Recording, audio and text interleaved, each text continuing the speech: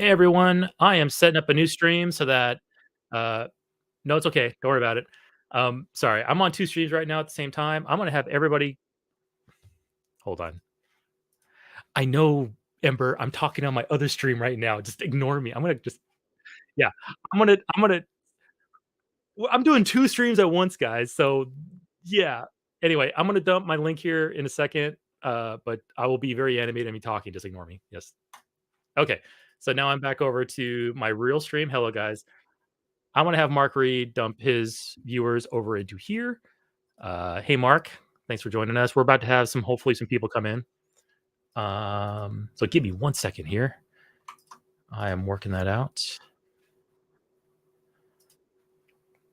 Give me 1 second. Doobie doo. Okay.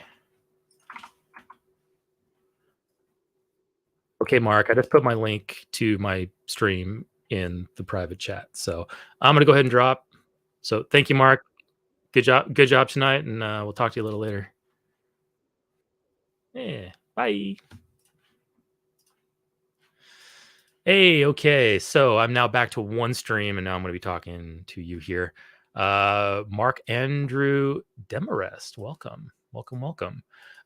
So if you weren't here earlier on Modern Day Debates tonight, Mark Reed and Leonopoulos, I forget his name, they were debating the positive claim that essentially atheism is true, the case for atheism, like presenting atheism as a positive case and presenting evidence to support that. And they were against two individuals, Jordan something or another. I can't remember. I should have been more prepared. I don't know. I just came off the stream fresh. So, but anyway, it was a fun debate. Anyway, Mark Reed had his own after party over there, and he wanted to go to bed. So I was like, hey, I'll start a stream over here and have people pop in over here and all that. So I'm going to go ahead and see if I can pin my StreamYard link up there. Copy, and we'll just have anybody come in that they want to come in. See here, do that, and then can I pin this? I can put myself in timeout, and I can ban myself. That's kind of scary. Let's see here. Can I pin? Bam, there we go. Okay, so anybody's welcome to join. Pop on in. I don't know if anybody's playing video games, but we'll see. I can always fire up one if we want to talk about it. But yeah, we had a nice conversation going with a guy named God's Slave Emmanuel, and he presented us Pascal's wager as, hey, what do you think about this? And we gave our responses. And then he mentioned about how he noticed a pattern with atheists about, perhaps being arrogant, making assumptions. We had a little bit of rebuttal there, and we talked about it and all that. So we had a really nice time. So hopefully, I really hope Manuel comes over here, because I would love to ask him some questions. I want to practice my street epistemology. I want to see what he has to say about his faith, and all that. Hey, we already have 11 viewers. Anybody who wants to join, there is a pinned StreamYard link up there that you can go ahead and join, and we can get going. Hey, Ember's here. Hello, hey, Ember. hello. Yeah, Mark just wrapped. He had to do. Oh man, he really was worn out, I guess. Oh yeah, I'm sure he's had a long day. Yeah, because he accidentally, instead of ending the stream, he left the stream. So we're just like, I'm out. Here we are. Hey, we got a bunch of people coming in. Hey guys, I hope this doesn't look desperate though, right?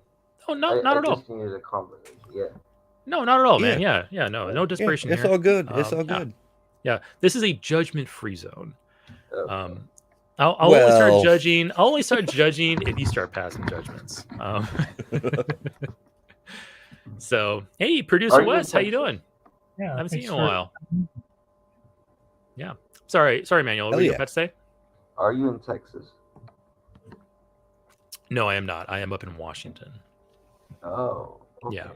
I've been to Texas though. I was in Dallas, Fort Worth for a couple weeks for work conference and stuff like that. Yeah, but no, I've been in Texas a couple times. But the reason I'm saying is because here in Austin, the most people that I meet, they're either agnostic or atheist as well. So yeah, I hear Austin is kind of like a liberal pocket inside of a very, well, I guess Texas is kind of purple, but probably mostly because of Austin. But it's like kind of like a liberal pocket inside of Dallas, mostly conservative. Yeah, Dallas too. Yeah, absolutely. Oh, I don't consider that Dallas is definitely not progressive. Well, I don't know. That's a good question. I don't It's really. It's a very sleepy town. Dear Dallas, what would be the good Google query for that? It would be Dallas political map demographics. Dallas political demographics. And let me see if I can share my screen. I'm on my VPN right now, so every time I do a Google query, it gives me a stupid CAPTCHA. Like, are you sure you're not a robot? Yeah. Are you sure you're not a robot? Teach our robot while you're proving that you're not a robot. That's basically what it is. Yep. Okay, so let's go ahead and do a present. Slides, screen share. I want to share just my tab. There we go. Okay, so let's take a look at the Dallas, Texas political map.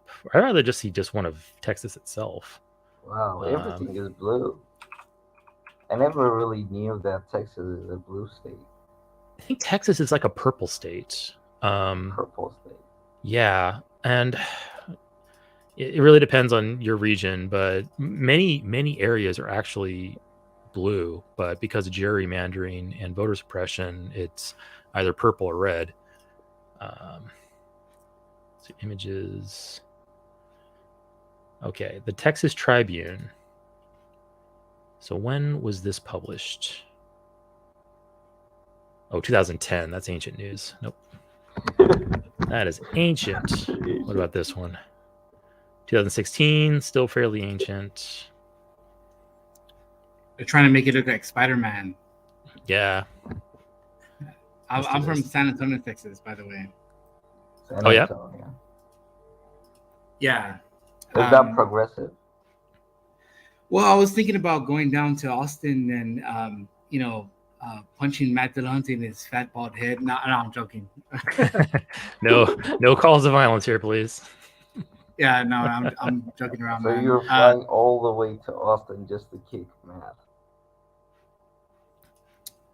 But he's close enough for me to share a beer with him. I will say that. That would be the preferable course of action. Here, let me turn off. I'm going to turn off my dark reader. There we go. Wow. Ow, it's bright. Okay, so let's take a look here. So actually, here's my ignorance of geography. Where is Dallas located? It's a northeast-ish. It's a couple hours from the border. Oh, maybe Dallas is in Dallas County. That might be it. Maybe. It's right next to Mesquite. Dallas looks blue. They voted 62% for Beto O'Rourke. I mean, that's heavy blue right there. Mm-hmm. Heavy tech industry, bunch of San Francisco people translated over. Oh, yeah. It's a pretty cool town if you can get past all the fake wannabe cowboys. Yeah, there you go. Can you check Austin? Austin is what county is Austin in? Harris. Travis County. There you go. Yep. Oh wow, even more heavy blue. Yeah. That's three out of 4 voted for Beto. I don't know why I have this obsession with. I love blue areas instead of red areas. Why do you think that is? Because, I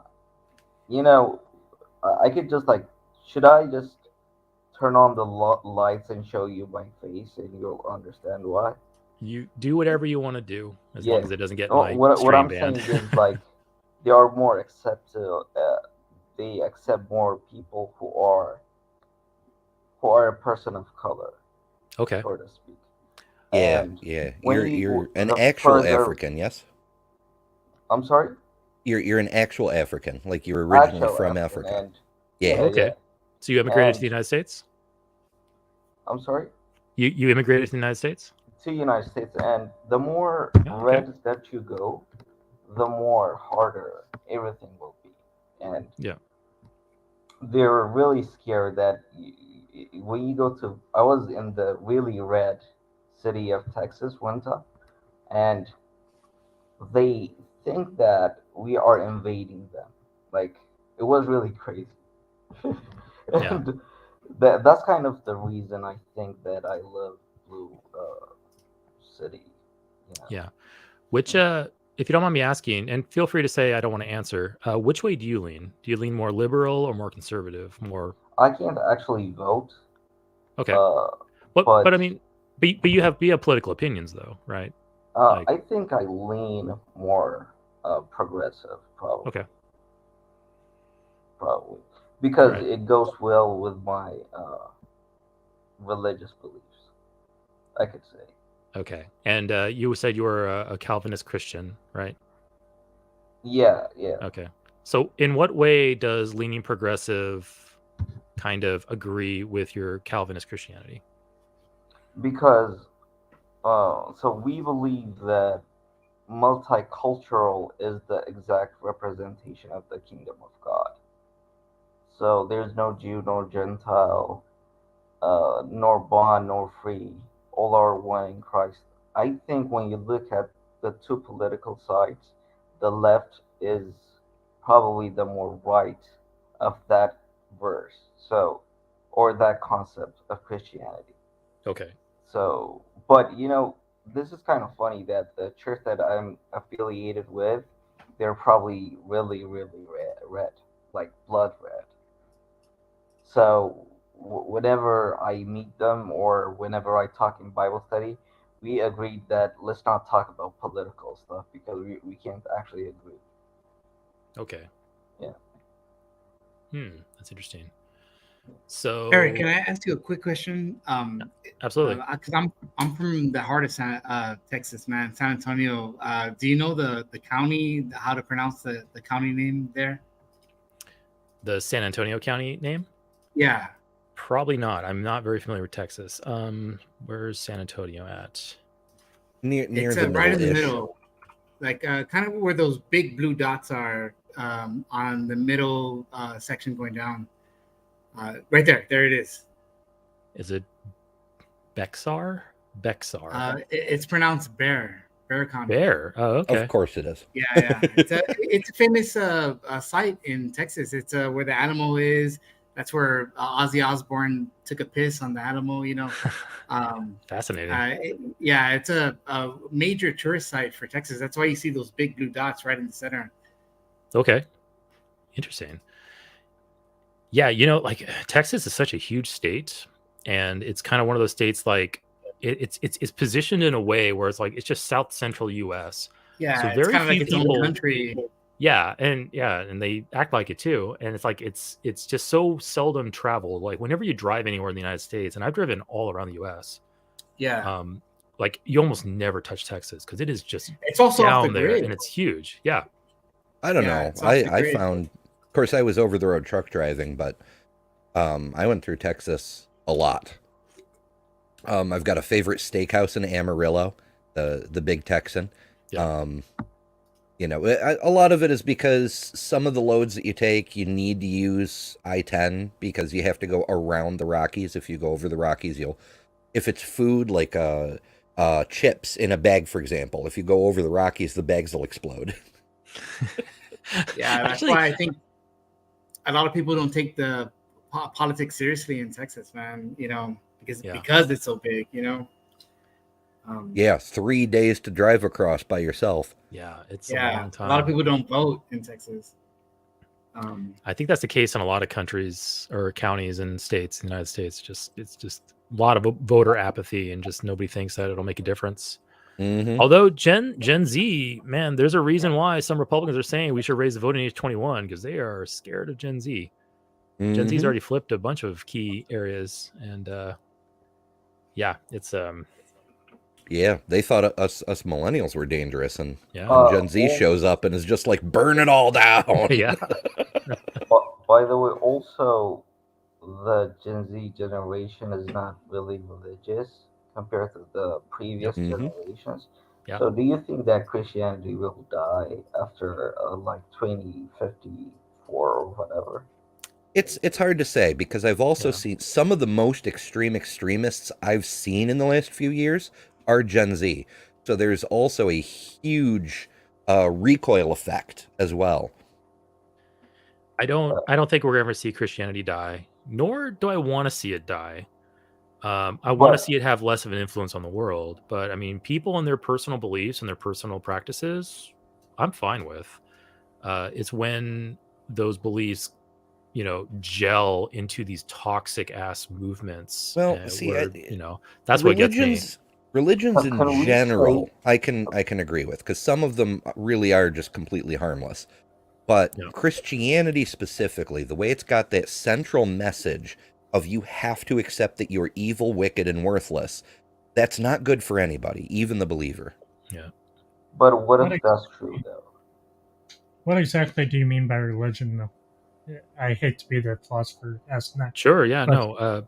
Religion is religion's an organized group of people that gel around a belief. There's usually a supernatural being involved that dictates commands that are then disseminated to the group through like elders and leaders. There's creeds and doctrine and dogma. Okay. Yeah. Would you say I'm against religion in the way that it replaces science, for example, or how it harms politics lately? Those things. Yeah. But as far as other things, I don't really care. As far as kind of what you were saying, it's in some ways a good thing. We have European history that many artists and things, architecture that I just love comes from Christians and Christian influence. Yeah. So that I have no problem with. And some of the values I have no problem with. Other things, I definitely have a problem with religion. That's why I'm atheist. It's wrong. And truth and objectively false as far as I'm concerned. And it's just nonsense when it comes to science or anything to explain any explanatory power. That's kind of why I wanted to make that difference. Another big problem is the propensity, like we were talking about on the previous stream, the way it can lead to believing in other things. There's this rather large pseudo-revival movement going on where people are into demons. Everything is caused by demons. Don't see a doctor, come see a pastor for deliverance to be free of the demons and all this sort of thing. And it's a ridiculously huge movement, and it gets protection because regular Christianity serves as like a shield. You can't go after this stuff without being accused of persecuting Christians, even though you can be a Christian without believing that stuff. And it's getting more than a little bit out of hand. There's pastors out there who are like, if I ask you to take your own life, you have to do it without question. And thousands of people are signing up for it. It's very, very culty and very dangerous. You've never seen a demon member? I would ask you and Eric, in what sense, let's say there's a dogmatic or even what would you call that? When someone adheres to it to a ludicrous degree, it's there's a term for that. Zealot. No. Zealot. Yeah, it's one of them. Fundamentalist is what I'm looking for. And so you have this fundamentalist view of religion, which laws or which aspects are affecting your life directly. Is it you can't buy alcohol before noon on a Sunday, or which one is it? Or is it be one? It could be. Yeah. That's a relatively minor one, but it is. That's still a law on the books in my state. What I would say, though, is don't you think that there should be law against blasphemy at some point? A law against blasphemy? No. I would say that the religion and government have to be separate. But I have this cringing idea of I don't think that we should have the maximum freedom of expression. like with no restriction. I kind of have a buff with that because it could actually panic a lot of people. Because I remember in, I think it was in Los Angeles that there was like a pride parade, and there were some people who were like, they were just joking with God and stuff. Some of the people were agnostics, and I was really scared because what if something happens to that place? And you understand what I'm saying, right? So it could be scary to some people because if you Right. actually believe that there's a God or there's someone watching, and you say something, and I could be scared that, and we live in the same neighborhood, I could believe that we'll become something because of that scenario, or there might be like a consequence. So there But have to be that would be a restrictions. direct consequence from other humans, though, right? That's the fear.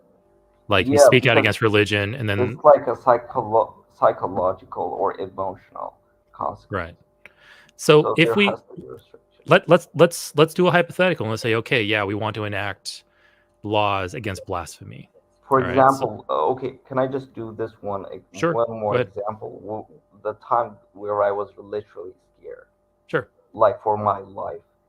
One time, this guy called Eric Murphy and Jamie Boone. Okay, there were They sound guys from familiar. Talk Even not that long ago. Oh yeah, Eric Murphy. Yeah, I remember. Yeah, I know Eric who he is. Murphy and Jamie Mhm. Boone, and the guy was like reading a passage from Leviticus 18 where you have to stone people for like uh, not keeping the Sabbath or worshiping other gods or Mhm. whatever. And he said, "Is that correct?" And the caller said, "No, I don't think we should follow that." And the guy was like, he just tore the whole book apart. And I saw that, and I was like, and that was happening in here in Texas, and I was really scared that God might do something out of it. It's That kind of a God, scary. sorry, God would do something, or other people would do something. Like if I just came and spit on your face, you'll have a certain reaction, right? Hmm. Let's say you're in a club and you're just having fun, and I just tap your back and I spit on your face. Let's say I'm irrelevant person. Even if I insulted you, you'll probably feel something. So I Yeah. do believe that the deity or the God idea that I have in my head is more of like a God that could feel. So it's kind of scary when you say that, oh, like, yeah. So, all right, let me ask a couple questions here then. So you're saying you're drawing an illustration like, hey, we're just I'm just hanging out at a club or a bar or something like that, and you walk up to me, you spit in my face, and you're saying that you expect some type of reprisal for that, right? Like if You'll probably punch me, right? I would admit I would be angry, and that might flash in my head. I should deck this guy. I agree that that's a very human reaction. Yeah. But you're drawing that as an example or as a comparison to God. Whereas if you talk bad against God or talk bad against the religion that he proposes, that he will deck you in the face. And there's a fear there that God might take vengeance on those who speak out against him. Is that correct?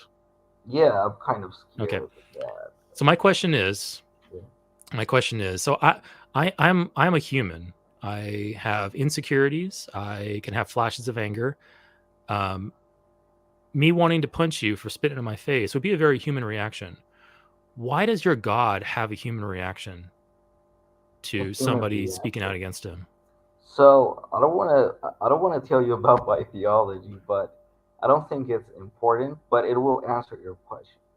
Okay. So I just try to keep it narrow. Why would God have the same reaction that I would have if somebody spit in I'm my not face at a saying he will bar? have the same reaction. What I'm saying is But that's your you fear, still though. have an emotion. For example, jealousy Okay. is emotion, right? Right. But God is jealous, right? So, uh, like wrath is a human emotion. We could be angry, right? You see God Okay. being angry. So Is what I think is, if we are created in the image of God, the reason we have those emotions could be his characters. For example, what I believe in predestination, right? So I understand, because as a human, you always, everyone that applies to a certain job doesn't get employed in that company, right? So that's why I believe in one of the reasons I have a logical um, consistency of predestination, for example. Or getting back to the God characters, like being angry or jealous or being wrathful, is his reflection of behavior, not the other way around. So we think that God is out of our realm. We have created this God that is like totally spirit. He doesn't feel anything. He foreknows everything. He doesn't react to anything. That's kind of like, that doesn't even make sense. Right. So I'm getting some conflicted information from you, because you said that wrath is a human motion, but the Bible describes God as wrathful at times. Yeah, that's my point. Our, Yeah. our character and God's character is consistent sometimes. Our character and God's character are Because we consistent. are Okay. created in So his image. what's a more likely explanation? Okay, so I agree that we have stories of God in the Bible. We have real human experience that we can observe on earth, and we see similarities. We see some similarities with the way we respond to being slighted. We are prone to jealousy, prone to wrath, prone to vengeance. What's the more likely explanation? That God created us in his image with those qualities, or we created God as an imaginary construct and imbued our flaws, our qualities onto him? It could be Which of both. those two do you think is more plausible? I think both is equally plausible to me. Both are equally plausible. Yeah, because it could be that people in the ancient writings, they put their biases and their ideas when they were creating and formulating their doctrines. That could be the case. I understand that. Okay. But it could also be the case that if we inherited someone else's nature, for example, I look similar to my father or my mother, right? And that actually makes sense. And so some of the things, even I think psychologists say that the way a child is raised could even affect even his adulthood, right? So if in this scenario, if we are children of God or creation of God, there is also a just like there's a possibility that we have formulated our own ideas on God. It could also be that our behaviors and characters is consistent with God's image and the biblical God. Okay. So you said it was 50-50 plausibility between either God created us like this or we created God like this. Probably 65-35. Leaning which way? Probably the first one will be the more plausible. That God created us, 65% No, chance that no, God created us no, this way, or we no. created him. We created. Okay, so Or you're leaning towards God's a human invented construct. Then that's no, the direction you're because leaning. there could be a God and the people could be biased. I'm not saying that's what you're saying. I'm saying that's the direction you're leaning. You said 65-35, right?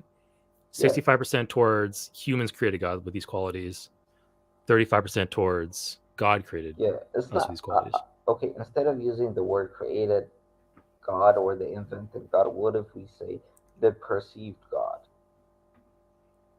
Oh, the perceived God. So God created man, but then man created a version of God. That's Yeah, not necessarily a reflection of reality.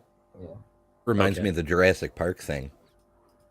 God creates dinosaurs, God kills dinosaurs. Yeah. God creates man, man kills God, man Yeah. creates dinosaurs. That was a great quote from that movie. Mhm. Yeah, I mean, so all these are plausible, right? So I guess the question is, how do we go about determining what's actually true? Like how, not maybe to a necessarily a 100% certainty, but how do we start investigating this and figuring out what's actually reality?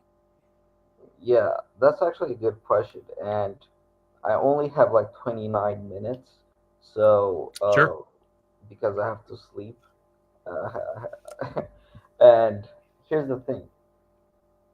I I I believe. Okay, I use the authoritative idea of God. The authoritative idea of God.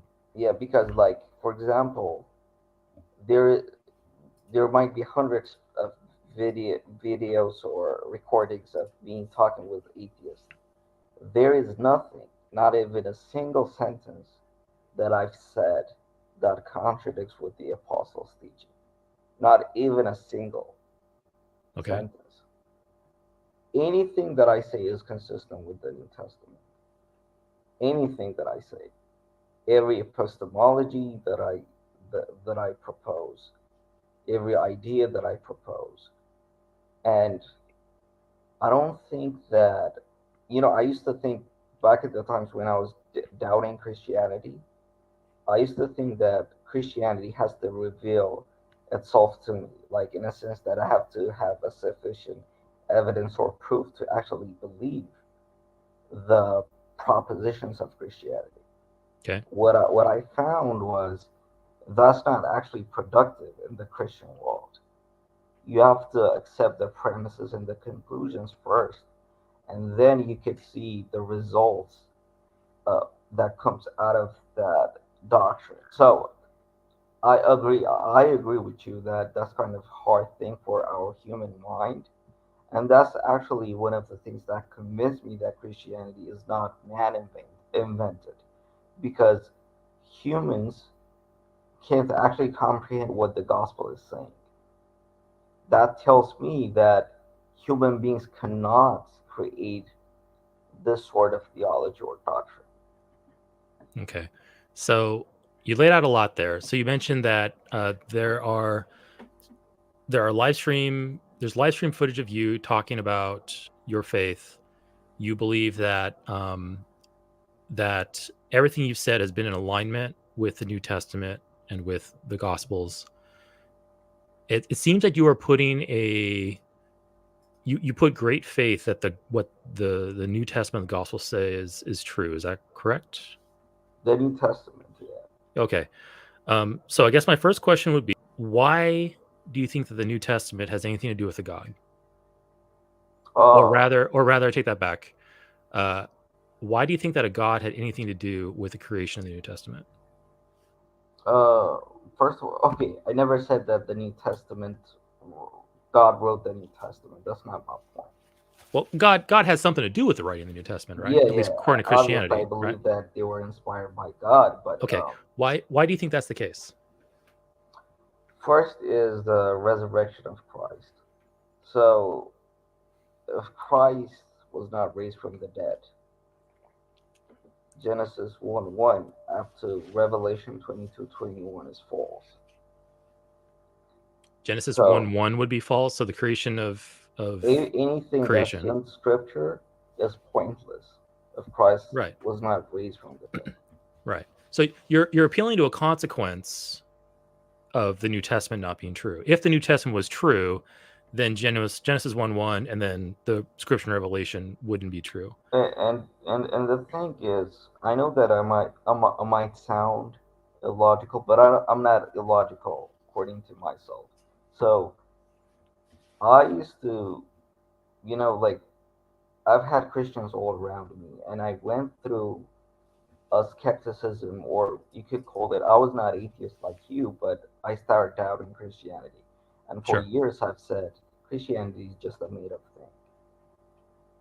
Well, and when I got back to Christianity and started studying the New Testament specifically and reading the Old Testament, the New Testament, but more specifically in the New Testament, I see the consequences of not believing in the gospel. Right. Especially Paul's later letters. I saw the idea of Pascal's wager, and the whole thing just like kicked in and just formulated an entire belief Right. system. So Right. So God's again, slave. so I sorry. just wanna Well, actually, hold that thought just one moment, Cafe. I will let you speak here in a moment. I just want to follow up on this. Okay. So that's the second time now, Emmanuel, you've appealed to consequences. Can a proposition be false and the consequences be negative? Let me rephrase that. can a proposition be true and the consequences be negative? How does the consequences affect the proposition's truth value? Because either something's true or false, and it could mean good things or bad things. But how does those consequences help you determine whether the proposition is true or false? Like, how do you work backwards like that? Because I could say, hey, my doctor says that I have cancer. That's going to equal some bad consequences. I got some chemotherapy coming up. I might die. That's bad. So I'm just going to go ahead and say that proposition that I have cancer is not true because I don't like the consequences. Right? I don't use the same thing for every scenario in life, but anything that I do Why in not? life. See, this is kind of one of the things that kind of fascinates me is that. So, are you Mhm. familiar with the term epistemology, Of Manuel? course, yeah. Okay, good. All right. So I don't want to put words in your mouth, but it seems you're leaning towards you have two epistemologies. You have the epistemology used for the faith claims, for the religious claims, and then you have an epistemology used for everything else. Do you think that's accurate statement of you? Are you employing two epistemologies here? The thing is, for example, I drink Coke, right? So and a lot of doctors probably say that drinking soda is bad or whatever. I don't know if it's true or not. So Sure. like even when I don't believe in their warning, I don't have a lot of things to lose because like the worst scenario, I could be diabetic or whatever. Mhm. But in the gospel scenario is you can't even it's not even a reversible thing. Once you and first of all, if you are once saved, you can't actually lose your salvation. I understand that. Right, because you're a Calvinist. Yeah. It's eternal. But Yeah. what I'm saying is like, what is the thing that I'm losing by believing in Christ Jesus from the secular point of view? I understand that if you see it from a religious perspective, it might be appealing or true that a different religion is true and you miss the true God. Right. But from the secular point of view, there's nothing out there. Right. We're So kind of that's going why back to I don't really bother. Pascal's. This is kind of going back to Pascal's wager here. It's an appeal to consequences. And I would first need you to explain to me how, whether consequences are positive or negative, how that can help you determine whether the proposition is true or false. Like, how do you work backwards? It's easy to work forwards. It's easy to say, hey, if I have cancer, I got bad things in my future. Like, that's an easy path to take. But you can't say I have bad things in my future, therefore I have cancer. Like, it doesn't work backwards like that. Before you go further into that, let's put a pin in that. I wanted to, before we forget, Cafe, you had a thing you wanted to say? No, I was just going to point out. I mean, you mentioned, epistemology. I don't know if you're familiar. You're probably familiar with etymology. Mhm. The dissecting into the semiotics of religious vocabulary and stuff like that. Like, Mhm. does he study Hebrew, the Aramaic, Greek? The original languages that these scriptures were written in. And I'm willing to wager that he doesn't. Maybe he can convince me otherwise, but I think if you can answer no from right there from the get-go, then you realize that he's coming up with his own, bias interpretation, whether it comes from like Calvinism, whatever, so forth. Because if you don't study the original etymology, then then obviously the basis is your own intellect. It's your own biases. They call it eisegesis. Maybe you're familiar with that term. Yeah, exegesis. Yeah. As opposed to exegesis. Yeah.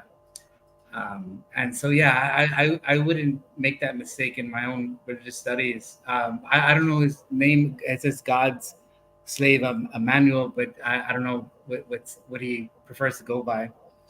But yeah, Emmanuel. Okay. Do you study, the original languages that the scripture was written in, such as Aramaic, I Greek, or don't know Hebrew? the original language Well, there you where go. the Testament. That was my assumption, and I was right. You know, Can I I say could this sense it. though? I could sense it because in my own research, I study comparative religion. I don't know how deeply you look into it, Eric or Ember, but I study comparative religion as a hobby, man. It's some kind of a passion of mine, and man, I love looking into Taoism, Hinduism, Buddhism, Judaism, Christianity, and even religions that have come and gone, like Manichaeism, the Egyptian religions, so on and so forth. I find all these topics very intriguing, man, and I love gaining as much insight as I can about them. Yeah.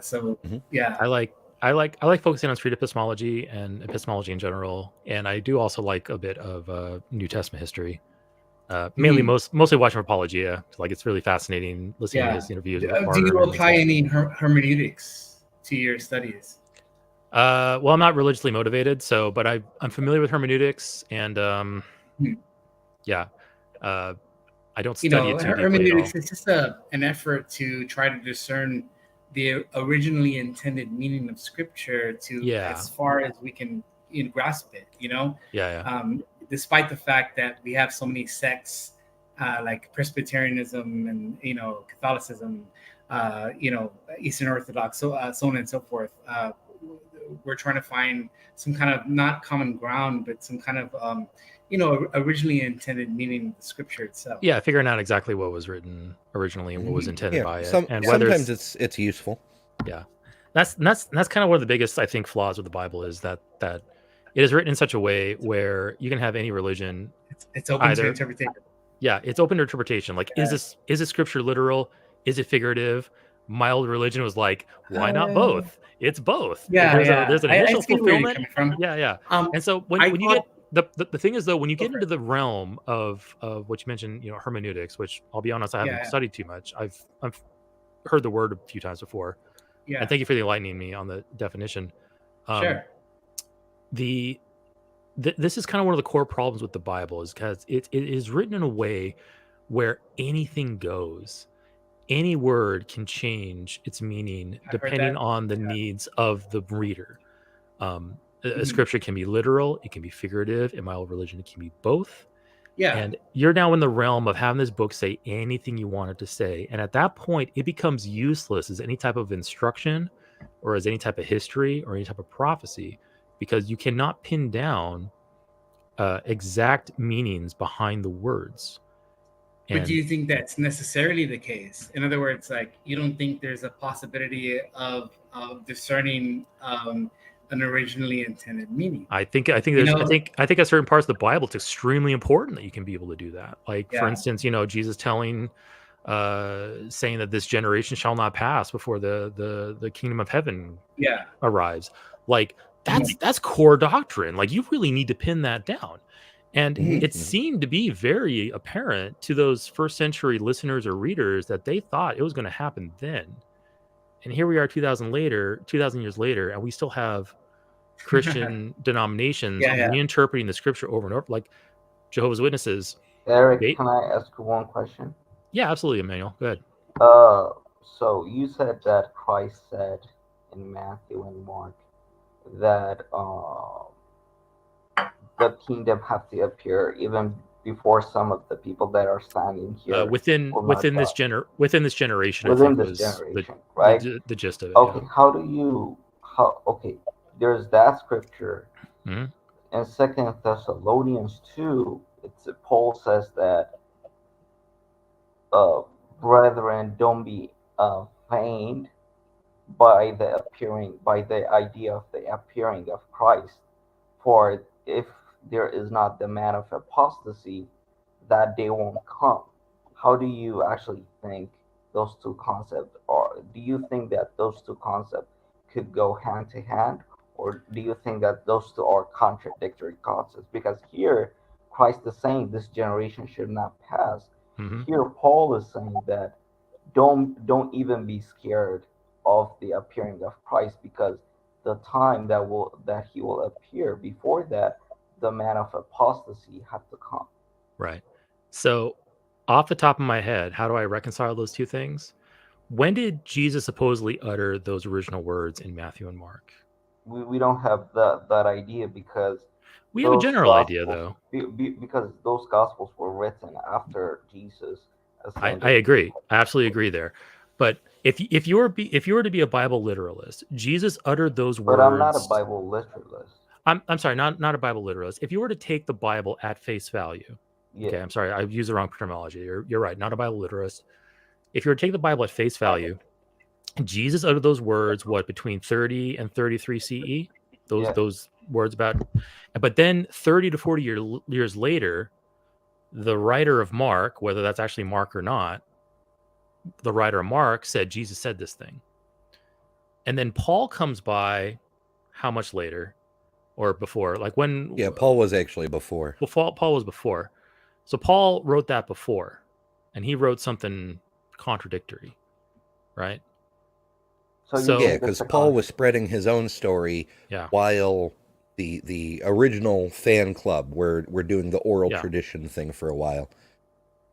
So your question is, how do you reconcile this, right, Emmanuel? Is that what you're asking? Do you think that's a contradiction, or do you think that it could go hand to hand? It depends on how you interpret it, I guess. But as I was pointing out, one account is this person says Jesus said this, and the other one, 2 Thessalonians, assuming it was written by Paul, is Paul saying something independently on his own. So this could be two different doctrines in competition with each other. They could be complementary. I don't know. Well, there were a lot of doctrines in competition with each other, the Gnostics and the Coptics and so forth. A bunch of them got wiped out, and the ones that remained had to try to find a way to harmonize. That's why some gospels got kept and others didn't. And about half of the shit that Paul supposedly wrote actually got made up hundreds of years later and attributed to his name to kind of help blend things together. So we could pretend there was just one church. Only roughly half of Paul's writings in the Bible are actually attributed to Paul. The other half are 6 that we're sure of. One that's a maybe. At least last I heard. I'm not the expert on it. I'm taking the words of the people who study this shit. Same here. On a related note, if you are interested in hermeneutics and figuring out what the hell the crazy goat herders back then actually meant by things, I'm going to recommend a channel to you called Milwaukee Atheists. There's a couple of scholars who have remarkable insights. They study all the other scholars and look into their own stuff. Yeah, Lawrence does very, very good stuff. I dropped a link in the chat. Yeah. I would recommend Paul Tillich, or I usually lean towards some of the most notable theologians, mystics, philosophers in the field, man. Not contemporary YouTube. I that's definitely something I wouldn't recommend. I'm actually familiar with those two guys, and I've been on their channel. I've been invited to a few atheist venues, I would say. But something I would throw to you, Eric, the Edenic myth. Do you interpret that as literal, or do you see it as the way these, Jehovah's Witnesses see it, as something that's something that a literal event in history, rather than some kind of metaphorical statement about the situation or a state of being during that time?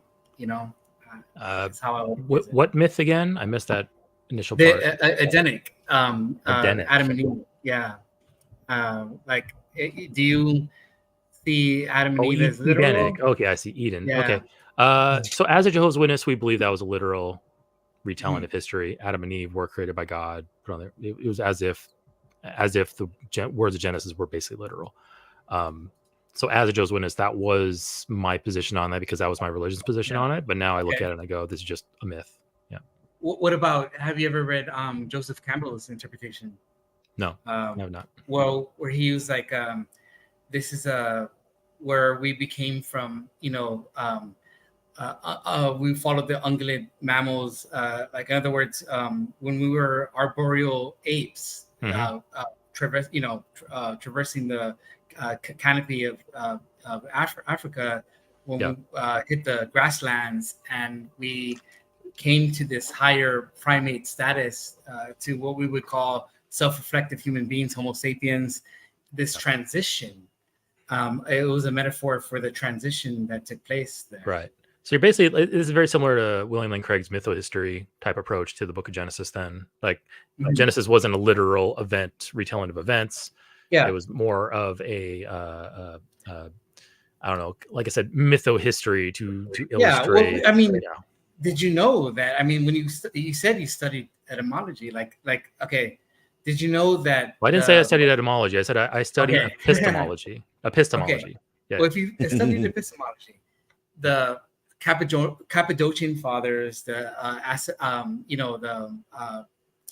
ascetics, the early theologians, the early church fathers, and so forth, never interpreted these fables as literal. They interpreted it as by analogy and metaphor.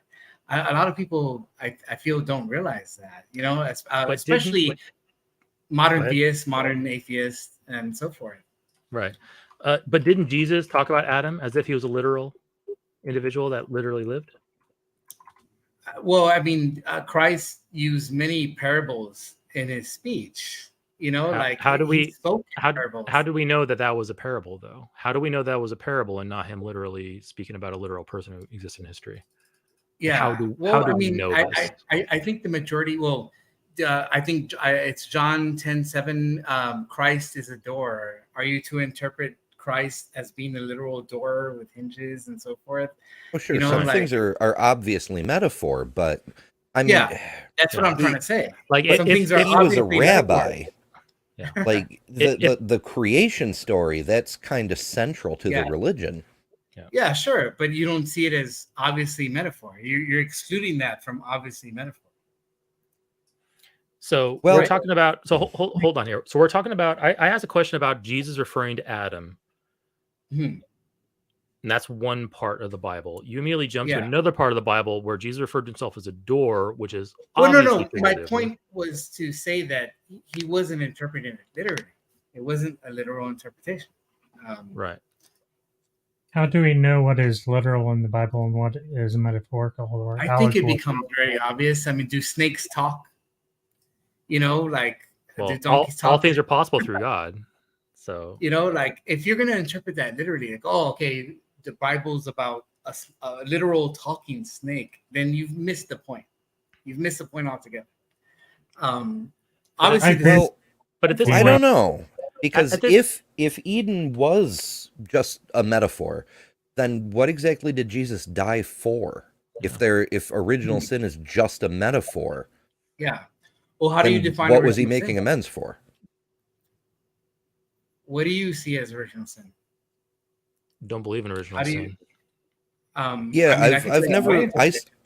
never been able to get a good definition of what exactly the hell sin is supposed to be. So you don't know how to define from anybody?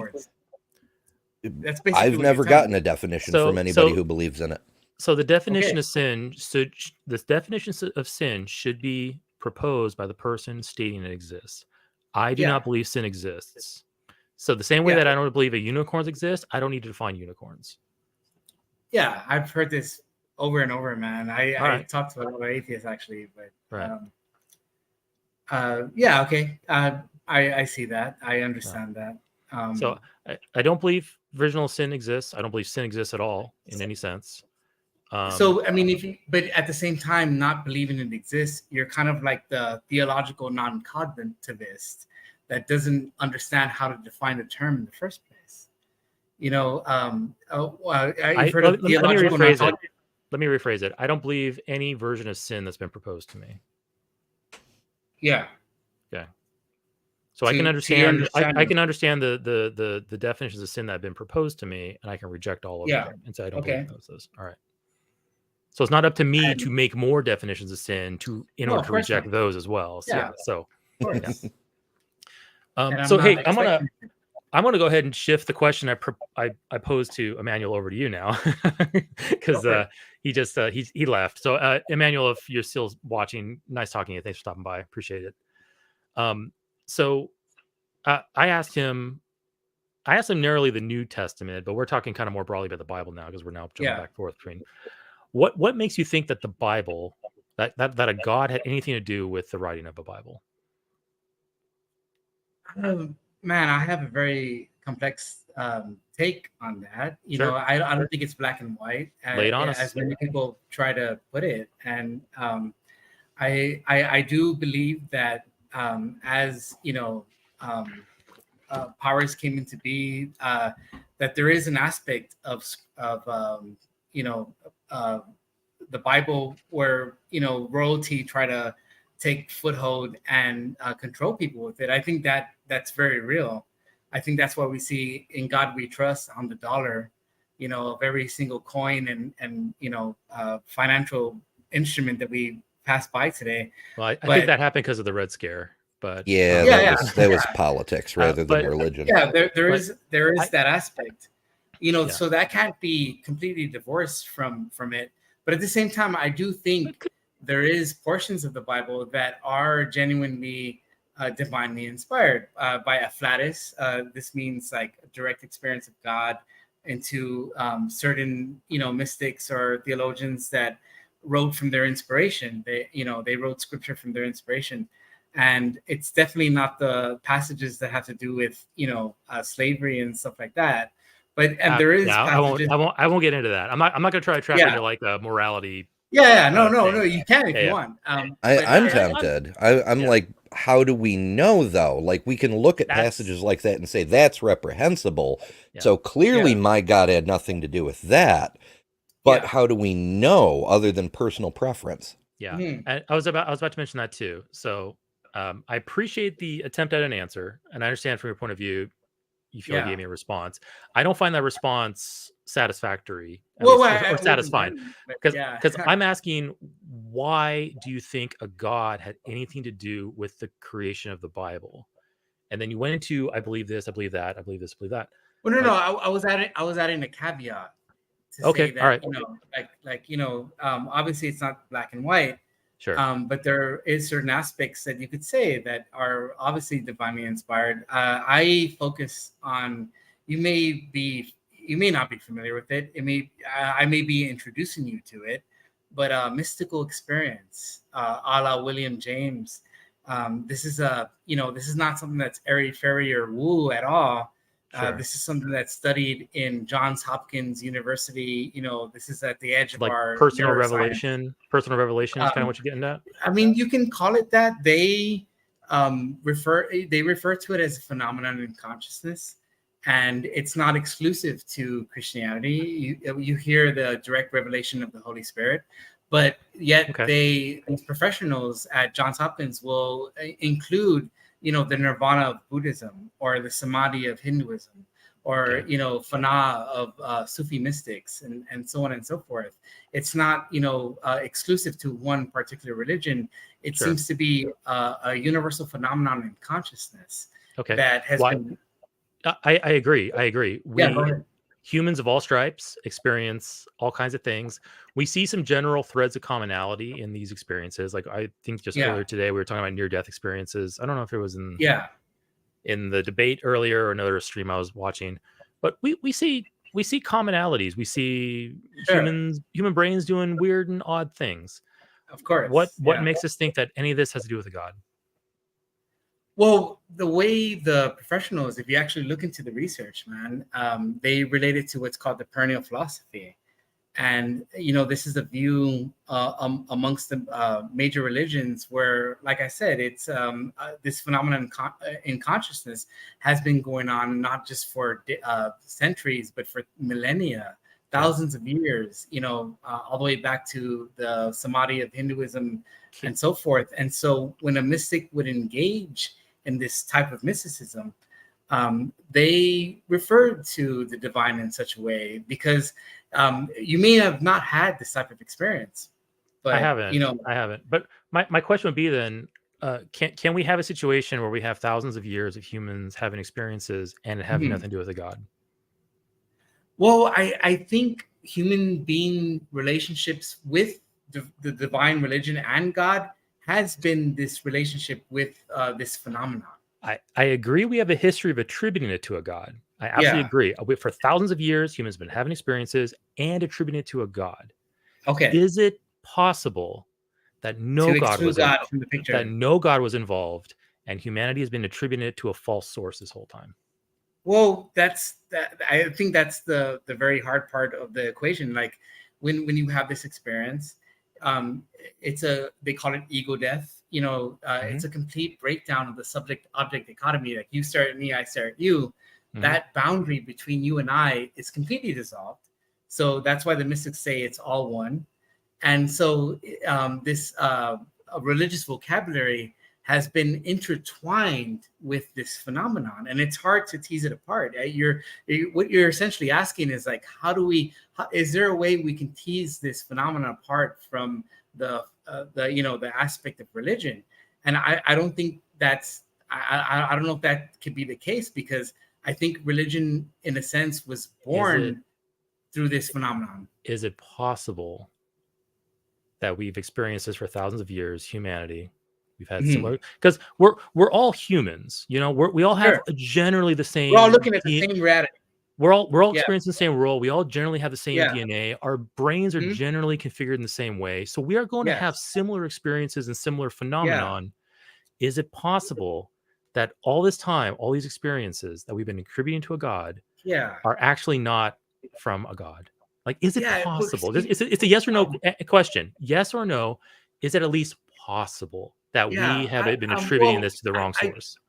I think it's more complex than you realize, because I'm not saying like, go ahead. No, give me 1 second. Sure, because go ahead. you're here you are using this vocabulary, God. You have this preconceived notion of supernatural, the spiritual. Okay. Well, one aspect of this experience is infinite unconditional love, man. I've experienced that.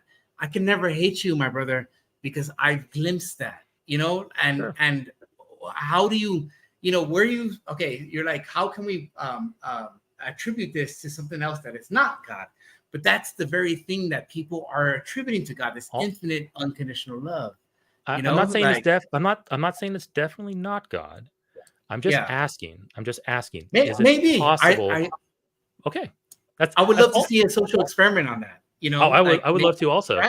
Perhaps. I think there's lots of ways to. I think there's lots of ways to induce these types of experiences. We've done it in the lab. We've done it with drugs. We've done it with near death experiences and such. Like, I think we've done this plenty, and I think it's fascinating how we can have similar experiences when it comes to like not the supernatural, but similar experiences like near death experiences or with other hallucinations. I'll call them hallucinations. Yeah. I find it fascinating though how each culture, when they come out, when an individual comes out of it and they come out of this near death experience or drug stupor or whatever, they tend to attribute the currents, the cause, the source of this to their deity that they were raised in their culture. So here in the West, we'd probably attribute it to Jehovah or Yahweh or God or whatever you want to call it. Middle East, you'll have people attributing it to Allah.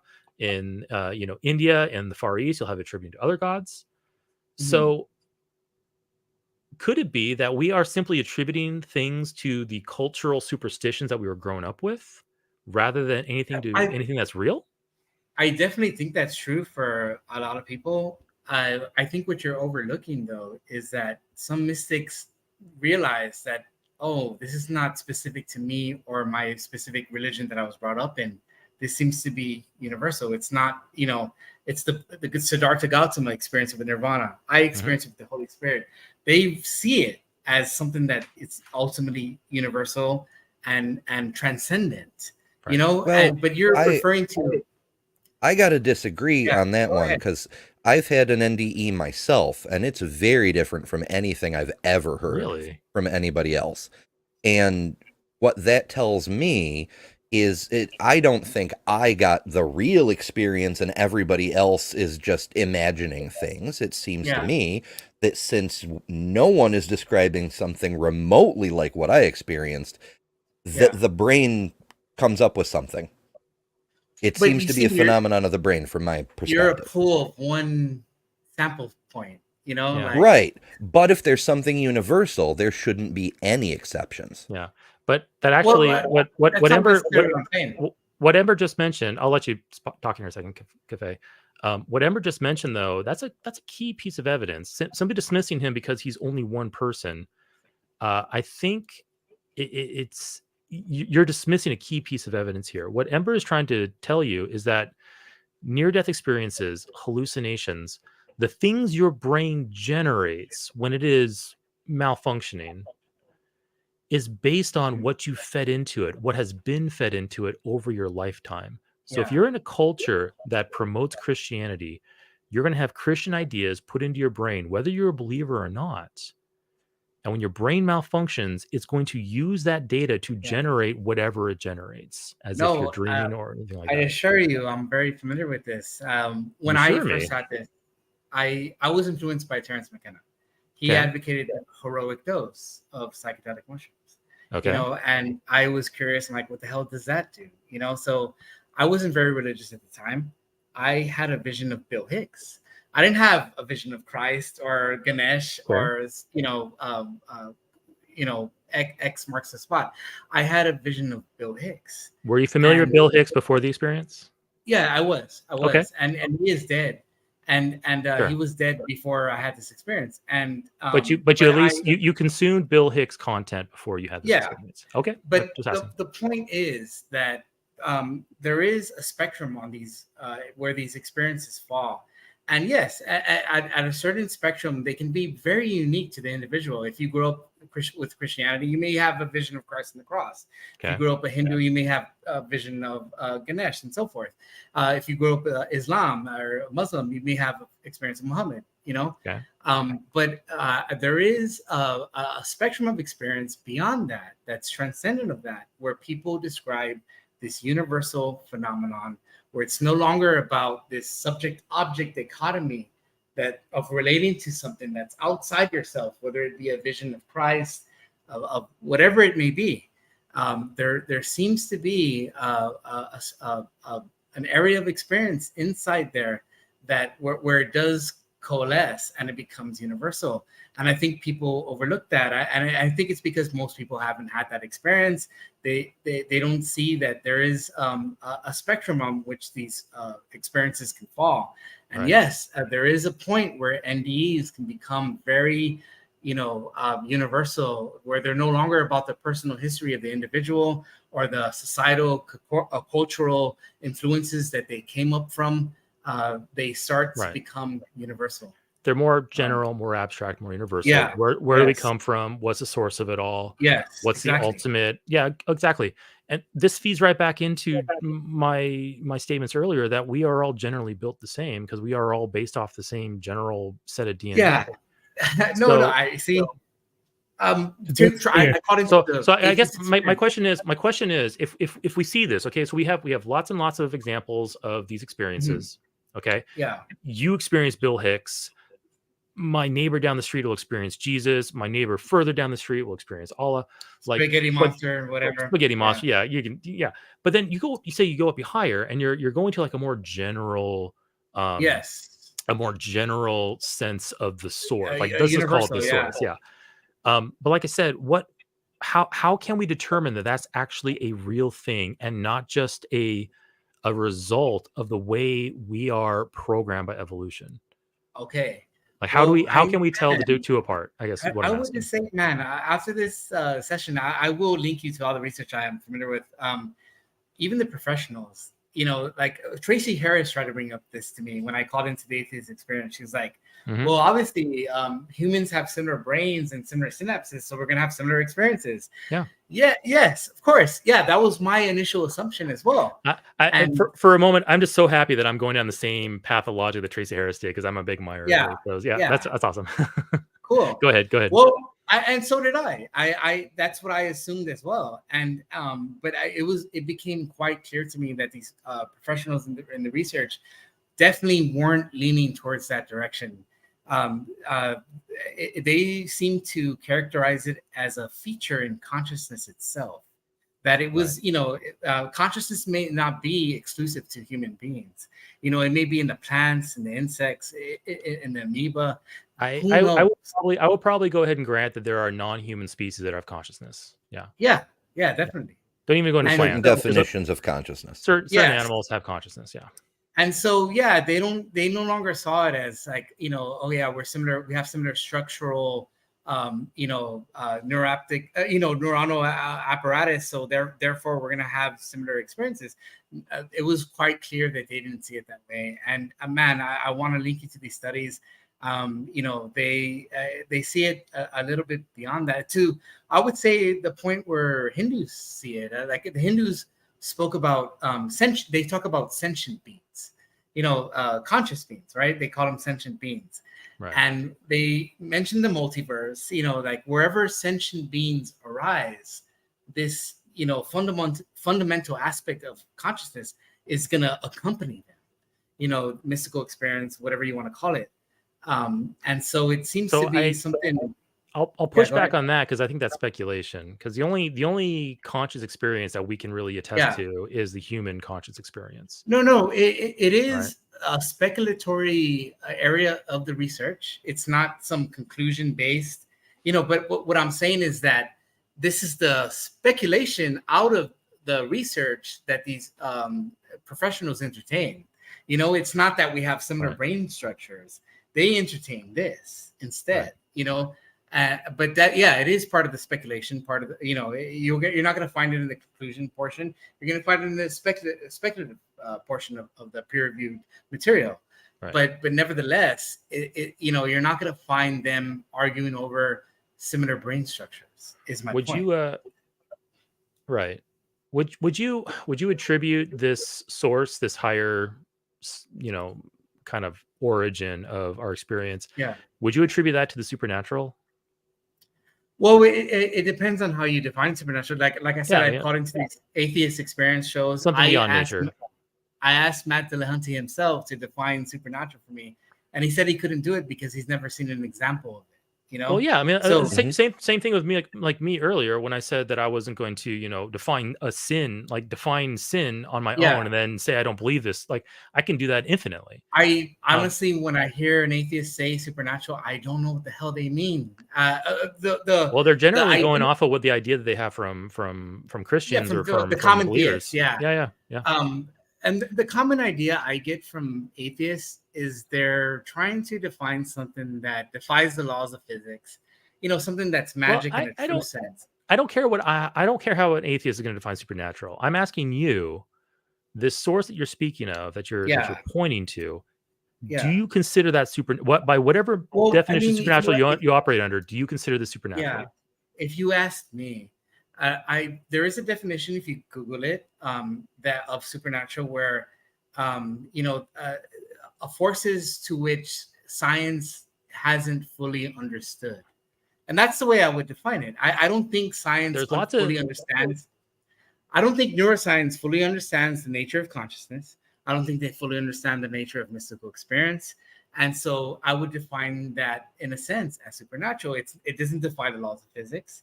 It's just showing that we're the supernatural is still subject ignorant to the laws in of some physics. sense. The supernatural. So under your worldview or under your belief, the supernatural is bound to the laws of physics. You said the supernatural is outside of our understanding of the natural, but that could still include the natural. Not outside our understanding of the natural, or outside of our understanding of what are the furthest implications of our neuroscience. Like our neuroscience doesn't have a clue of what's going on when we have a mystical experience. Well, we got some clues. We don't have the complete picture. We got some clues. No, I follow the research very closely. Trust me. I read these peer-reviewed papers like fucking Bible, scripture, like Yeah. I follow it very closely. But no, it's still true that consciousness is still quite a mystery to neuroscience. We don't have a leg up on it. And, like a lot of atheists assume, for instance, that consciousness is generated by the human brain. That's a materialistic that sounds like a reason to not believe things rather than to believe the things. Otherwise, you end up in sort of an argument from incredulity sort of thing. Like, this isn't explained, so a made-up explanation is as good as if science did explain it. It just doesn't really follow to me. So, like, I disagree. I follow science very closely. I follow the neuroscience very closely. I mean, I hope that we can one day come to some kind of grasp on these things. I wouldn't put it down. So my worldview is based off of methodological naturalism, right? So I look at the natural world and I go, this is the pool of possible explanations we have to describe or to explain or to solve these, questions and mysteries that we face. I'm not saying that the supernatural is impossible, but that is currently not within our realm of, understood knowledge, right? So what could you present to me right now to push the boundary of our knowledge and get it just creeping over into that supernatural realm? Like, is there anything you can give me that's like concrete or anything that I can look at or experience myself? I mean, ultimately, I would probably challenge you to the experience in and of itself. But have you ever taken DMT? Have you ever taken ayahuasca? I have not done no ayahuasca. I've not done DMT. I have smoked pot a few times. Have you tried mushrooms? I have not tried mushrooms, no. But my question is, like, if I were to do those things, if I were to do those things and I were to have like a crazy trip and just frolic among the flowers with God, and then come out of it, what can I possibly take? Yeah, what can I possibly take out of that tells me that the supernatural is real? How do I eliminate? I guess maybe a better question is, how do I eliminate the possibility that the whole thing was just generated by my brain on drugs? Yeah. Well, I mean, the same question was asked of Siddhartha Gautama. Mm-hmm. It's like, what did you gain out of your meditative experiences with Nirvana? I'm sorry, I don't want to interrupt you. I asked you a very specific question. I want to focus on the question. I'm not trying to be rude. How do I eliminate the possibility that the whole thing was just generated by my brain? How do I eliminate that as a possibility? Okay. Well, I think concerning the research that's been done, they don't see it as some phenomenon that's happening unique to you. It's been going on for millennia. That Siddhartha had it, 10,000 BC. Many people have been having it. The Mayans, the Aztecs, and so on and so forth. Which we agreed might not have anything to do with the God. I think we tentatively agreed that, hey, this might not have anything to do with the God, even despite thousands of years. How are you defining God? Well, hold on. We agreed. You did agree that this may have nothing to do with the God, and I will even go as far as to say, and even put the words in your mouth, but feel free to disagree with me. That this could be the case that we have experiences for so long, and it has nothing to do with the supernatural. Well, I didn't necessarily agree that it had nothing to do with God. I said that someone. I thought you said yes on that. So that it's possible that someone could come to that conclusion. It's very possible to come to any conclusion. But it's like, okay, the word God is in your vocabulary. How are you defining God in such a way that you can recognize that this is God and this is not God? You have to have some distinction there. You're recognizing that this is God and this is not God. We have infinite possibilities. We have infinite possibilities for what God is. I agree with you. Sure, the question is how do we eliminate the natural explanation? Well, I don't think it's necessary to eliminate the natural explanation. I do. I think as a philosophical naturalist. I'm sorry, as a methodological naturalist, I absolutely do think it's important to eliminate. Well, there you go. I think that's a fundamental, maybe I don't want to put you down, brother, but I would say that might be a fundamental misconception out of your perspective, that you perceive God as something that necessarily has to be something that's a quote unquote supernatural. And however you're defining that term, you haven't even explained how you're defining God. So that raises a problem to me, though. So if I were to entertain that Okay. thought, and if I were to say to myself, "Hey, Eric, you're really limiting yourself by just looking at natural explanations. Why not look at other explanations?" The Yeah. problem with that is, all right, as a methodological naturalist, I look at Sure. what we know, the natural world, and I look for my answers there. And I will Yeah. not look for my answers outside of that until that outside can be demonstrated to Well, exist. may I Because say I'm finishing my thought. Hold on. Go for it. Because if I were to allow myself to go outside that boundary into the unknown, now literally anything goes. I can come up with any explanation, and it's all as equally plausible as God, as the supernatural. I can say that it's unicorns. I can say that it's leprechauns. I can say that it's demons from the ninth dimension. Yeah. I can say anything. It gives Okay. me no explanatory power to get to. It gives me no explanatory Yeah. power for the phenomenon, and it gives me no reliable mechanism to get to the truth. That's Okay. my hang up there. Yeah. I mean, I think you have a fear of going outside. I don't compare God to leprechauns and fairies and so forth, or unicorns. But yet I would say, here's my suggestion to you, brother. Don't confine yourself in the box of methodological naturalism. You have to think outside that. I just explained Consider why I things do. Outside that. Yeah. You know, like, don't confine yourself like, oh, this is, I'm Eric. I have to think as a methodological naturalist. I'm only going to conceive of things and see things from this one perspective. Don't do that. So you have to think outside that box. So if I take drugs, I have an experience, and then when I come out of it and I say, "Hey, My Little Ponies from the 20th dimension just visited me." Oh my God. Like, I know it sounds absurd. I don't think you would come to that conclusion. I understand from your point of view that sounds absurd. Thoughts in that.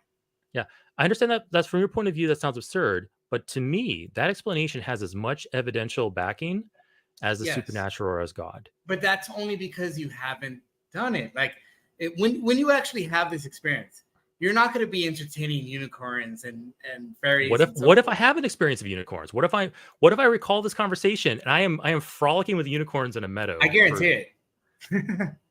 I guarantee it, man. If you took 5 dried grams of psilocybin magic mushrooms, you're not going to be contemplating leprechauns. Okay. I guarantee it. Well, tell you what, I'll make you a deal. Okay. I will take mushrooms or whatever drug you recommend once you provide me a mechanism to determine that the experience is not just a product of my brain and that there's something outside of it. Well, you see, if you can provide me that, if you can eliminate my brain as a possible source of this, and just get that out of the picture, I'll take whatever drug you want to give me. Well, you did say that you haven't been following these studies very closely. 80 to 90% of people have what the professionals call a complete mystical experience. This is complete means like they met all the criteria for a full-fledged, this phenomenon at its fullest degree, right? Its fullest flower. And when they have it, they unanimously describe it as more real than real.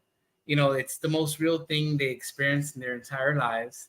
We're talking about 80 to 90% of these studies, of volunteers in these studies.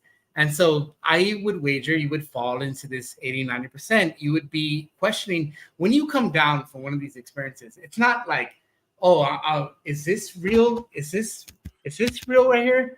No, you're going to question like, man, this is the dream. That whatever I glimpsed there was the actual reality. That's the impression people get when they come down from these experiences. It's an impression I got. It took me a lot. I had it when I was 23. I'm 37 right now. I had it when I was 23. And when I came down, man, I had a hard time grasping, coming to terms and grappling with the notion that this is reality itself. Like, because that's how powerful it is. And I agree, it's powerful. I mean, like I said, I've smoked pot multiple times. The very first time I smoked pot, I had a massive panic attack, and like I almost didn't smoke pot again after that. Yeah, and you might be sensitive to these things. I could go into the details of that experience. I smoke pot every day, and it's not it's a nothing burger, but I had pot for the first time very late in my life. I'm 41 now. Okay. I smoked it first time I think like 29 or something like that. Wow. So. anyway, I came out of that. I had an experience. I wouldn't call it a mystical experience. Okay. But nothing tells me that this Extravagant, experience nothing extraordinary. well, Yeah. I thought I was dying. But I think it was a panic attack mixed with like a first experience, stuff like that. But Well, no, I it's had funny. It's I funny had you say that. I had nothing to indicate that it was the source was nothing but my brain. Mhm. I thought it was dying as well, by the way. Okay. I was calling relatives, telling them goodbye. You know, man, you would have been laughing your ass off at me, man. Oh yeah, you would have been laughing at me like, too. I thought I thought that was it, dude. I was like, damn, I ended it. the best. Luckily, you know, you come down to the baseline, and I was kissing the ground to be back. I'm like, I'm glad to be in this egoic state where I can talk to people over streams about this topic. You know, like in a. But like I said, I had a pretty dark experience when I first smoked pot. I came out of it thinking, wow, my brain did something crazy there. Yeah. And so I suspect, even without taking drugs, I suspect if I were to take psilocybin or mushrooms or whatever else you want to throw at me, I will come out of it saying to myself, wow, my brain did something really trippy there. You think you would have the same? I think I would. Yeah, because I have no indication, no evidence that anything outside of the physical, the natural, currently exists. It may exist. I could be wrong about that assessment, but until I have that evidence, until I have the evidence to support that, I would be irrational to accept a belief in that. And I'm going to take you up to that challenge, man. You know, like you may say that now, but when you actually had this experience and I'm talking to you after the event is over, I want to hear what you have to say then. You know, like you may be very confident that you're like, I'm going to have the same perspective. Hypothetically, I think this is going to shatter it. Hypothetically, let's hypothetically say you sent me a bucket of mushrooms and I took them all and I had a crazy trippy experience and I came out of it and I said, hey, my brain did something crazy there. Yeah. And we're right back to where we are right now. Well, if that were to happen, what would be your assessment of that situation? I'm not satisfied with hypotheticals like this. It's possible. It's not an out there hypothetical. No, you're absolutely right. I hear it from atheists all the time, dude. Like I hear atheists tell me like, okay, I'm gonna take this heroic dose, and when I come back, I'm gonna still be an atheist. So what do you have to say then? I'm like, well, you haven't even done it yet. Like, what are you talking about? I'm not saying that will be the case. I'm saying, what if that was the case? It's very possible I could take a boatload of mushrooms, come out of it, definitely. And say, wow, my brain is crazy. I agree.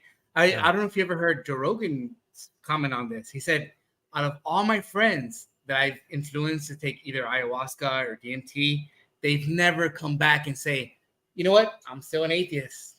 You know, like, he's never had that happen. I'm willing to bet there's been plenty of people who have done that, and this is just forgive my Sam Harris, my assessment. I see this as cherry picking. I'm willing to bet there are plenty of people who have taken mind altering drugs and have come out of it being an atheist. Are you going to continue to judge it from the outside? Or are you going to approach it for yourself? Well, I made you a deal. I proposed you a deal. You offer me a mechanism, a method by which to eliminate my brain as the culprit. You offer me a mechanism that will eliminate my brain as a culprit of the experience, and I'll take whatever drug you give me. I think you're missing the point by that. I'm offering the deal here. No, if you want me to take drugs and then attribute it to a supernatural source, you need to first eliminate my brain as the source. Yeah, because otherwise, even if Eric does have an experience, can't rule out his brain. He's a single data point. He's an anecdote. No. See, that's missing the point, I think, because I'll put it this way: a real Graham Hancock. Yeah, are you familiar with that guy? He had yes. Okay, so he had this real good analogy. I like it. I'm going to reintroduce it.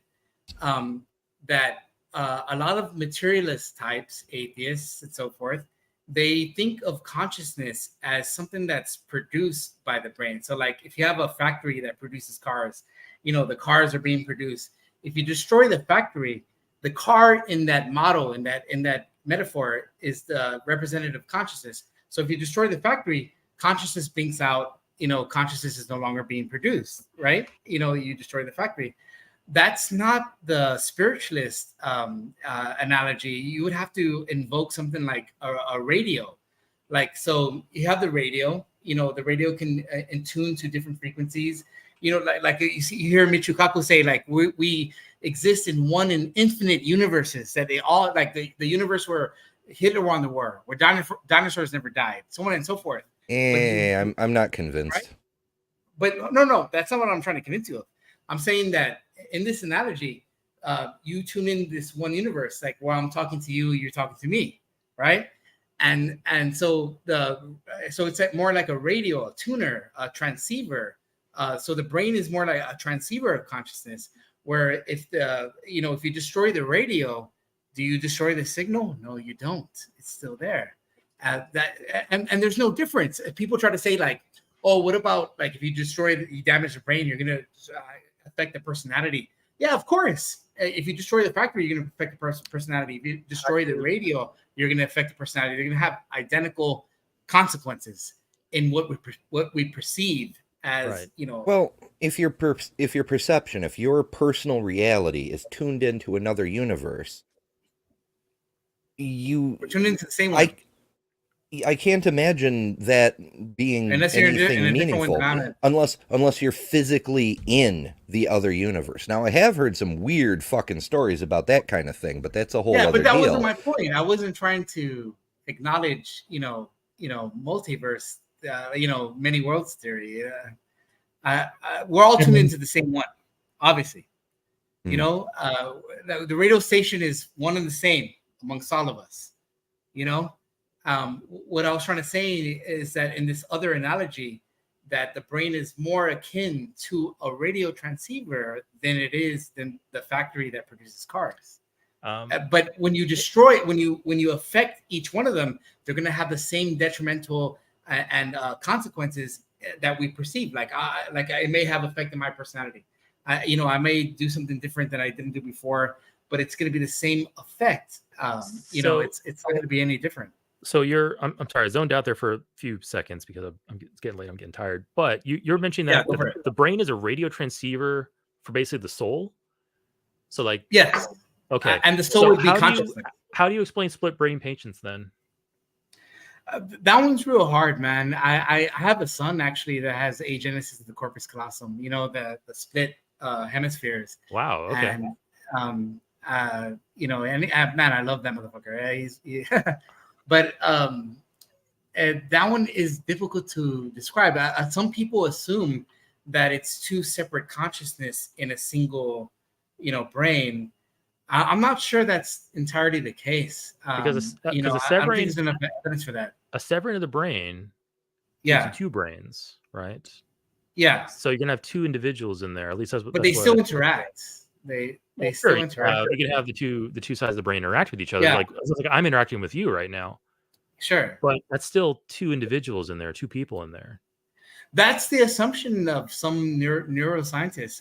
It's never been confirmed. Because the brains are separate. They're separated. It's never been confirmed that there's two separate consciousnesses acting in one brain. I think we actually have examples of one. Let me look here. So this is definitely, me, man. This is definitely getting into pretty closely. Yeah, this is definitely getting into medical stuff that I am way out of my depth. But I've heard of. Let me see here. Like two individuals, I seem to remember, if my memory serves me right, one was a theist and one was an atheist, like contradictory positions.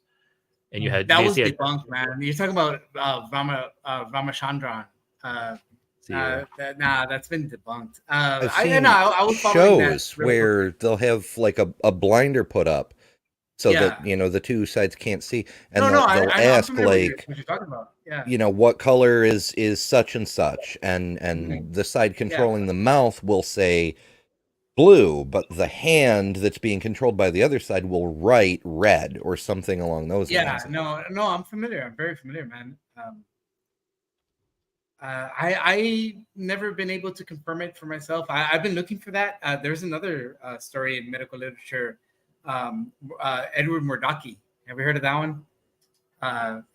He was born. It was a parasitic twin with a head behind his. Had a face behind his head. He was a prince, and he committed suicide at 21 because it would whisper things that you would only hear in hell.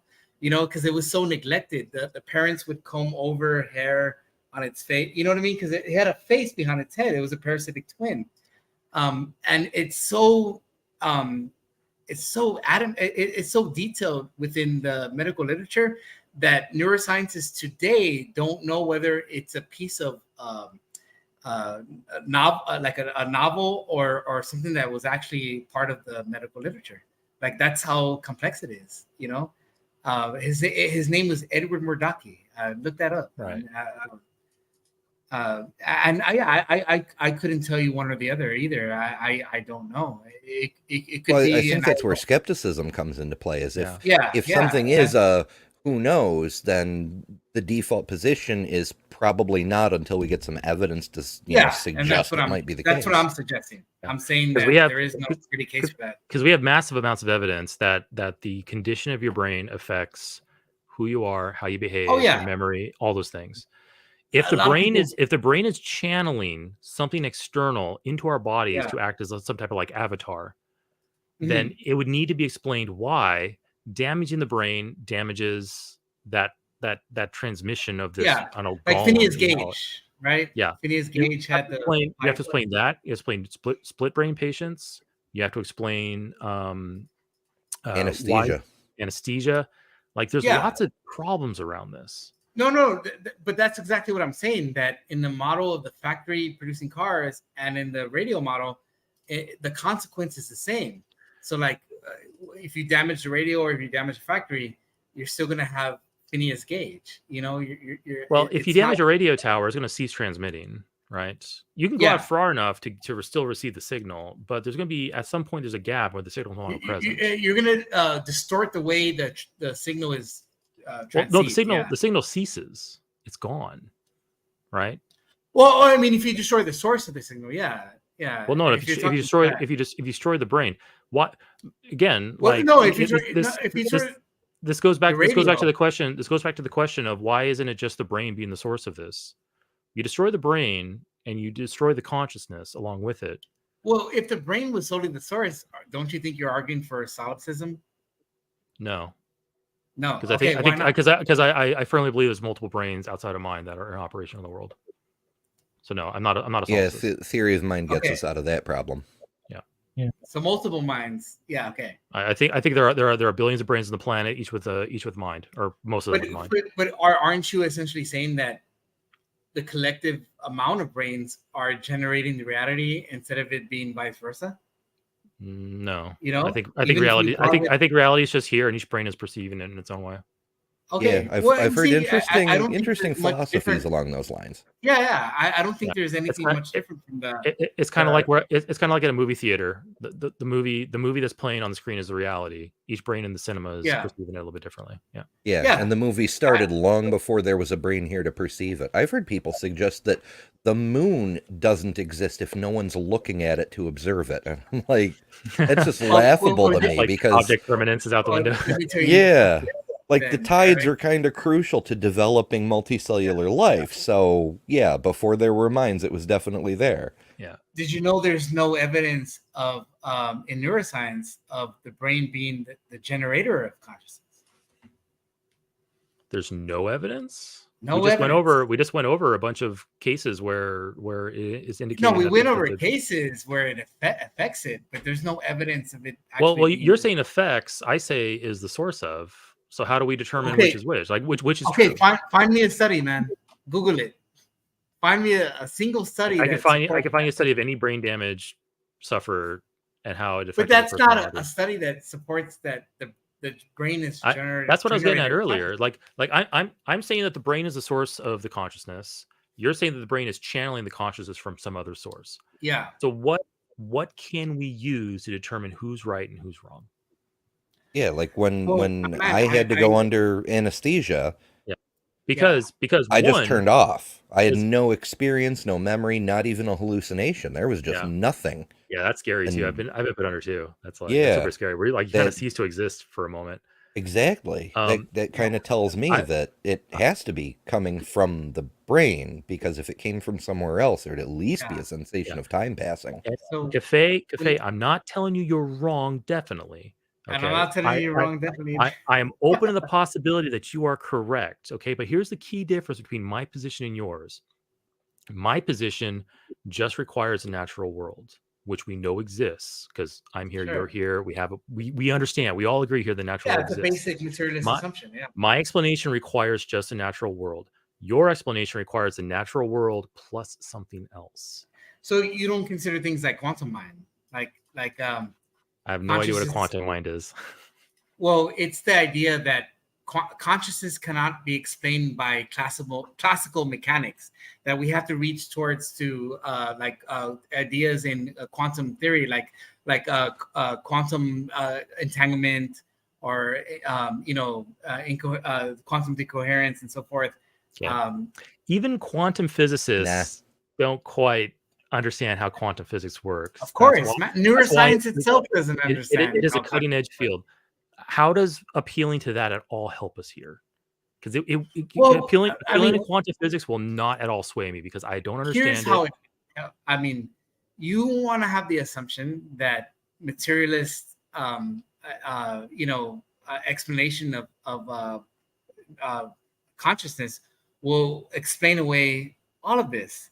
What I'm saying that no, it doesn't. I'm saying it's a sufficient explanation. I'm not saying that it's the only explanation possible.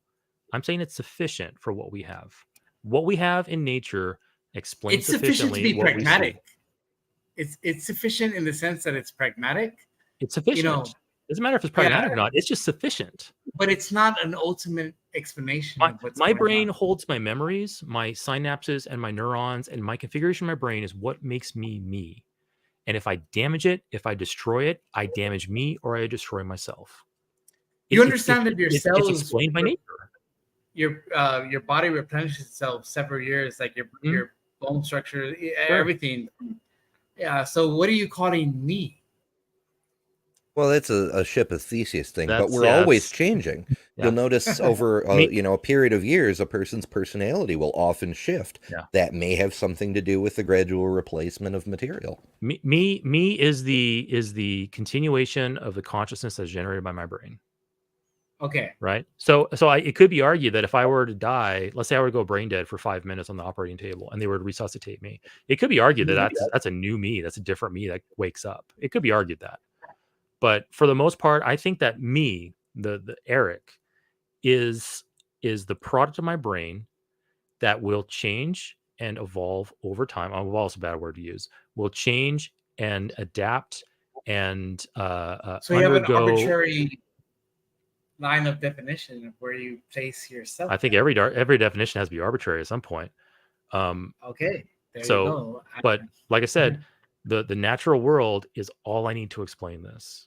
And we have the natural world. I have not only my explanation, but I have sufficient grounds for my explanation because we know the natural world. Yeah, well, okay. I guess if you want to add something else to that, if you want to add the supernatural or a mind realm or whatever you want to call it, you have to show me that exists first before I accept that into my pool of possible explanations. The only way it can show you is like a heroic dose of mushrooms.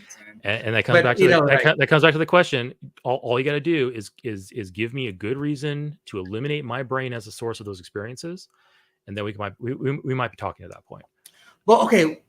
Here's my question: why do you want to eliminate your brain as a source of the experience? Right. Why? Why is the same way that when a prosecutor is trying to point at a suspect in a criminal trial and say this person did the murder, the jury is going to want to say, well, why wasn't it this guy? How do you know it wasn't this guy? Yeah. The defending attorney is going to try to establish that it might have been this other person, because I care whether or not what I believe is true. As Matt Dillahunty says, okay, that's great. We're similar. Yeah. I want to have as many true beliefs as possible and as few false beliefs as possible. Man, don't quote that, dude. Hey, hold on. Whatever you think about Dillahunty, you have to admit that sentiment is good, right? Yes. Cafe, do you not want to have as many true beliefs as possible? Of course, but okay. I think do you want to have? Hold on. Do you want to have as many few false beliefs as possible? Yes, of course. Okay, so regardless of whether it comes from Matt Dillahunty or from whoever, it's still a good sentiment. It's something we want to adhere to. Okay, fine. So good. All right. So with that in mind, with me wanting to have as many good true beliefs as possible and a few false beliefs as possible, Yeah. why do I not want to be rigorous in my epistemology? Why do I not want to eliminate possible natural explanations before I Yeah. jump to supernatural explanations? Yeah. Because if Well, that I mean, natural, I'll finish up here in a moment. I'll let you speak. I Okay. don't want to walk all over you. no, go ahead. Go ahead. It all comes down to probabilities. Okay. So if I have a proposition, I go, there are 4 possible explanations. Let's say I had proposition A. There are 4 possible explanations. 3 are natural, 1 is supernatural, right? Hmm. I know the natural world exists. So naturally, I'm Yeah. going to gravitate towards the 3 explanations that are natural. If you Yeah. want me to jump to the supernatural, you're going to have to get me to eliminate the 3 natural possibilities. Yeah. No, you said that already. Yeah. But And the yeah, whole good. idea behind me mentioning this analogy between the radio and the factory was that, you know, they're going to look identical. You know, you're not going to eliminate the brain. You know, it's a transceiver or it's the factory, and Okay. it's going to look identical either way, no Sure. matter how you affect it. You can damage it. You're still going to get, like I said, Phineas Sure. Gage. You as can a have result. you can have a natural explanation, and then you can have any number of supernatural Yes. explanations. You can So figure why it are you trying to get rid however of you it? want.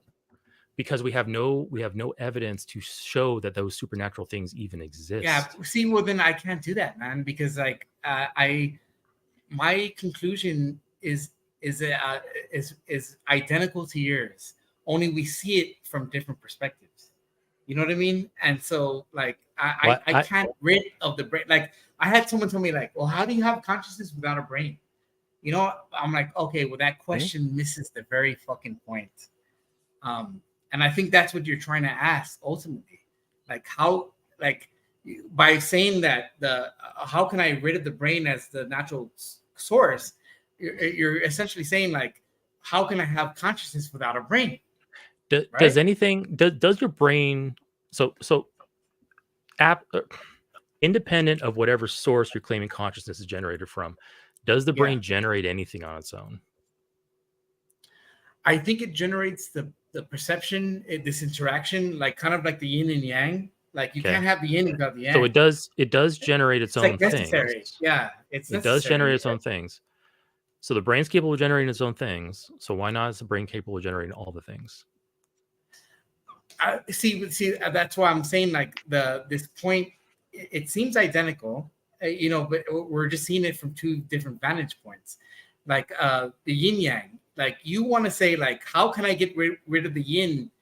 And you know, yeah, I don't mind the yang, but how can I account for the yin without, you know, accounting for the full yin yang? You know, like, what you're not seeing is that there are 2 interconnected pieces of you know, counterparts. Like, one cannot exist without the other. You know, and by saying that you want to discount the brain as a source of consciousness, I think that's missing the point, man. And that's no reason, like I said, excuse to not try a heroic dose. Well, no.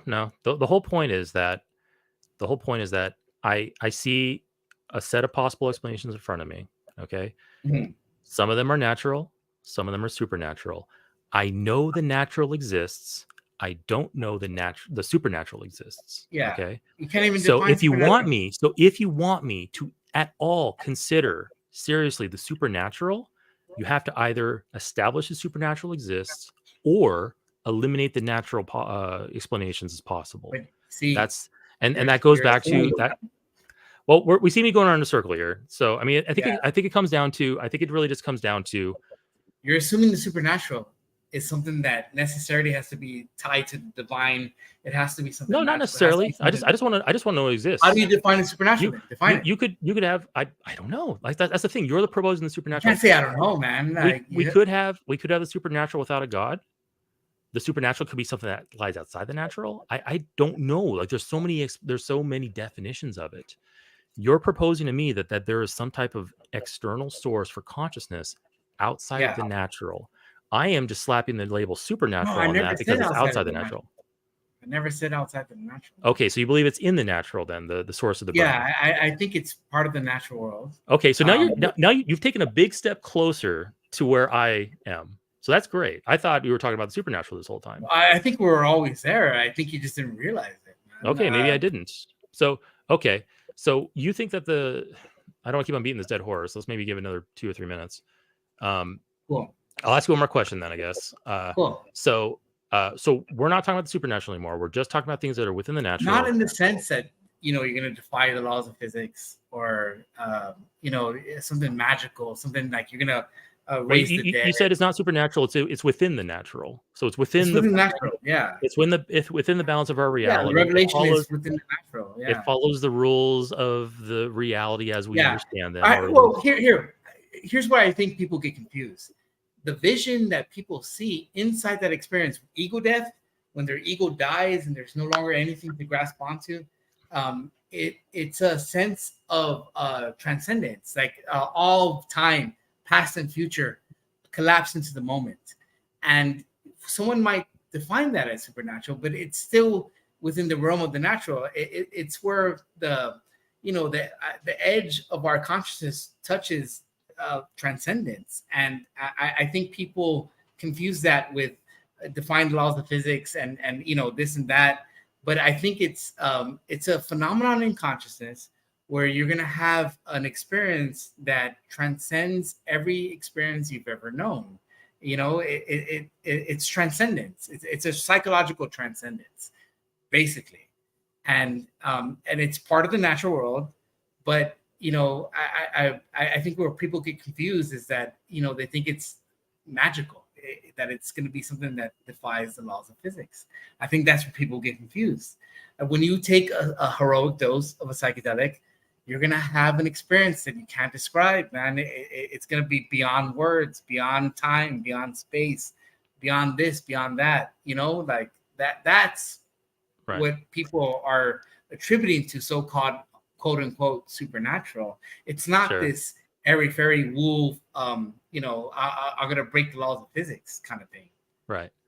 I just want to throw out that people have been reporting supernatural events and experiences without taking heroic doses of. Yeah, it can happen. Yeah, of course. Yeah. Can I ask you quick that I think is important? If God isn't supernatural, I get that now. He's part of reality, all our reality. What is God to you? Can you tell us some of the attributes or properties or anything? Right. I've been asking Eric to define God. Now you're asking me.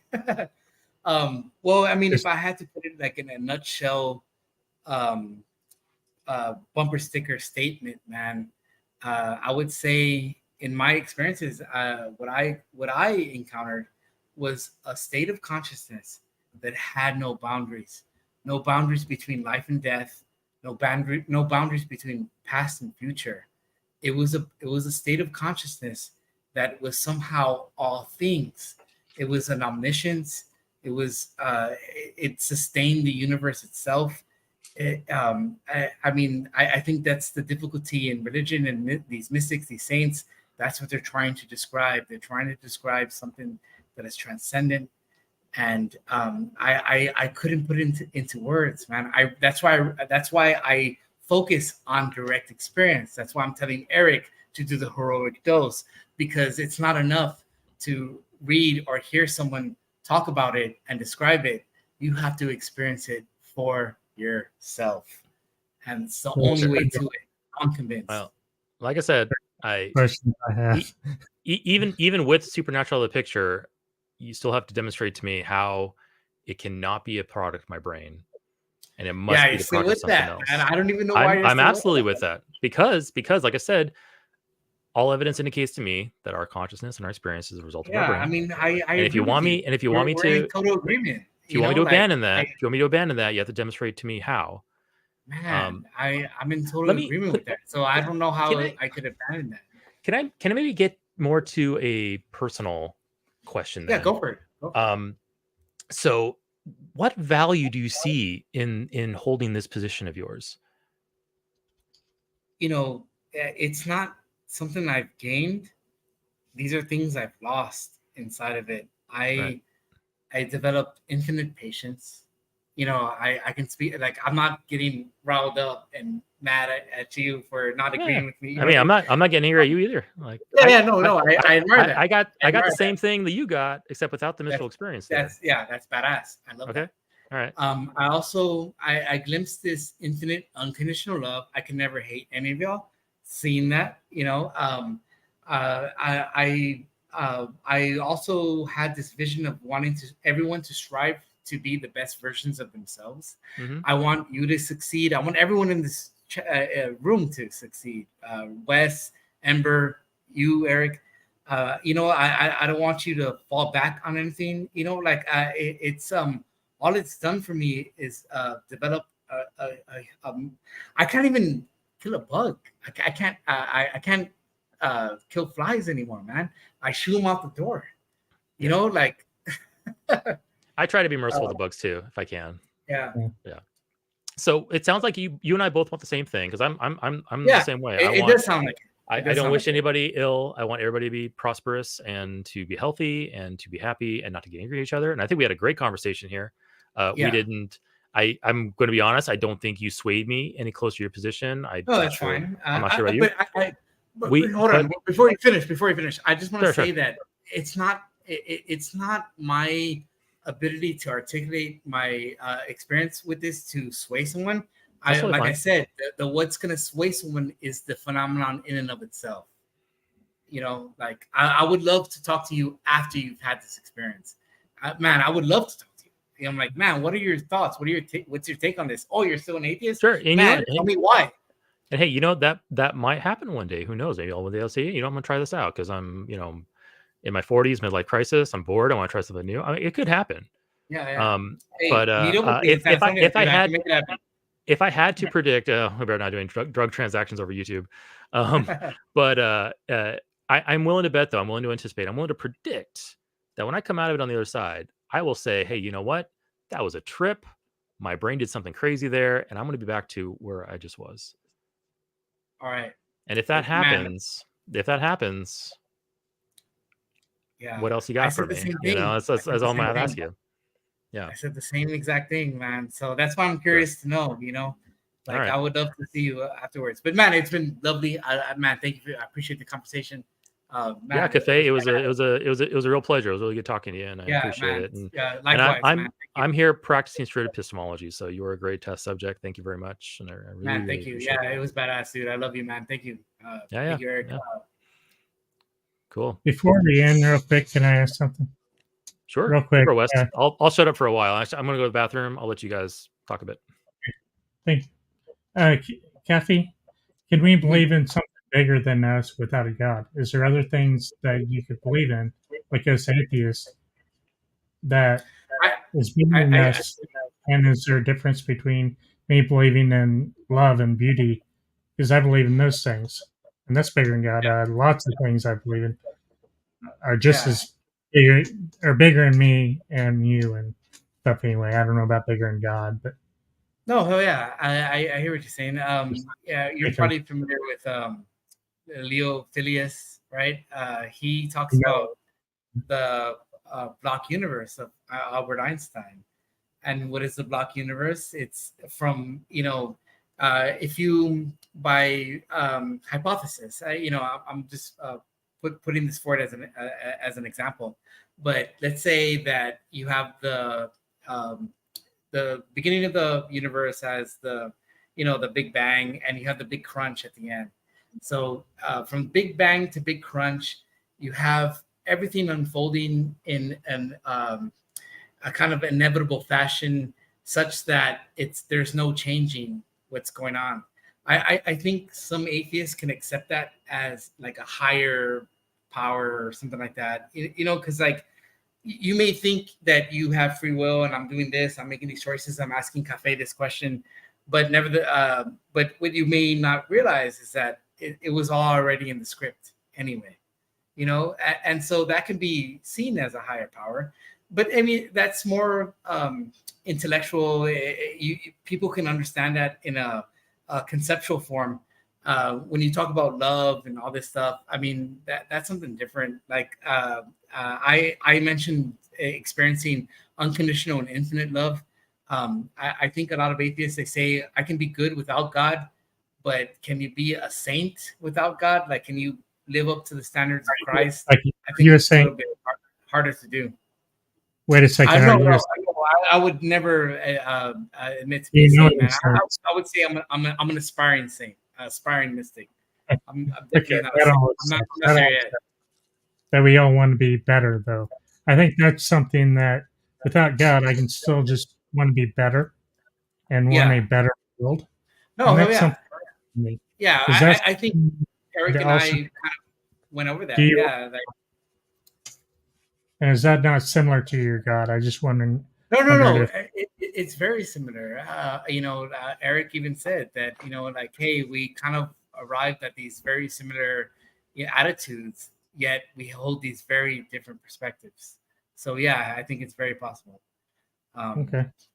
I don't have any criticism towards atheism. I just I love to interact with it, and it sharpens my way of expressing myself and trying to deal with these very complex topics, man. And I just see it as like kind of like, man, I would love to have another conversation with Eric. I'm pretty sure we would get further down along the road than we did today. I thought you had a great conversation myself. I thought Eric did Hey, great. appreciate it, man. Bless, man. Thank you, because I see Thank you you. in the chat a lot, dude. Mhm. I always thought that you had a vendetta against me, dude. Apparently not, man. No, So thank you. honestly, this is the most I've gotten to know you this whole time. I think I maybe interacted with you once before. Maybe. But Yeah. no, I don't have any vendetta against anybody or anything like that. So no, it was great talking to you, and I really appreciate it. Yeah, it was badass, man. I really appreciate it, man. Thank you. Yeah. Because like I said, I'm here to practice street epistemology. I'm just asking questions, really. I'm not proposing. I'm not telling you your position is wrong. I'm asking you, what Oh justification no, you I have mean, for it. dude, I'm in San Antonio, Texas, dude. I have Anthony Magnabosco going across Yeah. the colleges here, dude. Yeah. I try to bump into him, dude. Yeah, he's Anthony Magnabosco. So there's a Discord server for street epistemology called Street Epistemology. And yeah, I think Anthony Magnabosco is going to have an appearance on that channel October 5th. So it's in about 2 weeks. I've never got to talk with him, but I talked to Objectively Dan of Truth Wanted. Yep. That he converted. He was one of the San Antonians that he got a hold of. Yeah. And Objectively Dan, he kind of stayed quiet, and he had invited a theist on the show.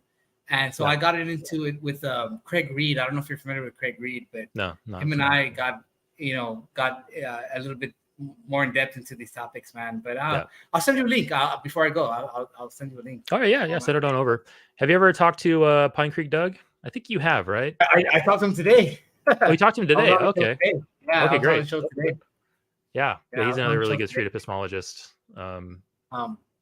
Yeah, I was on the show today, and like I was telling him, like, he's not really interested in the more. Sorry, Ember's promoting me. That's one of my videos there. Thanks, Ember. Yeah.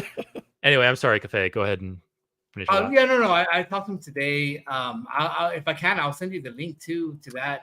I listened to a stream today, but I was so busy with my own thing that I only like half paying attention. So I probably listened to your whole conversation. I didn't register it was you. I came on as Jimmy. That's my real name.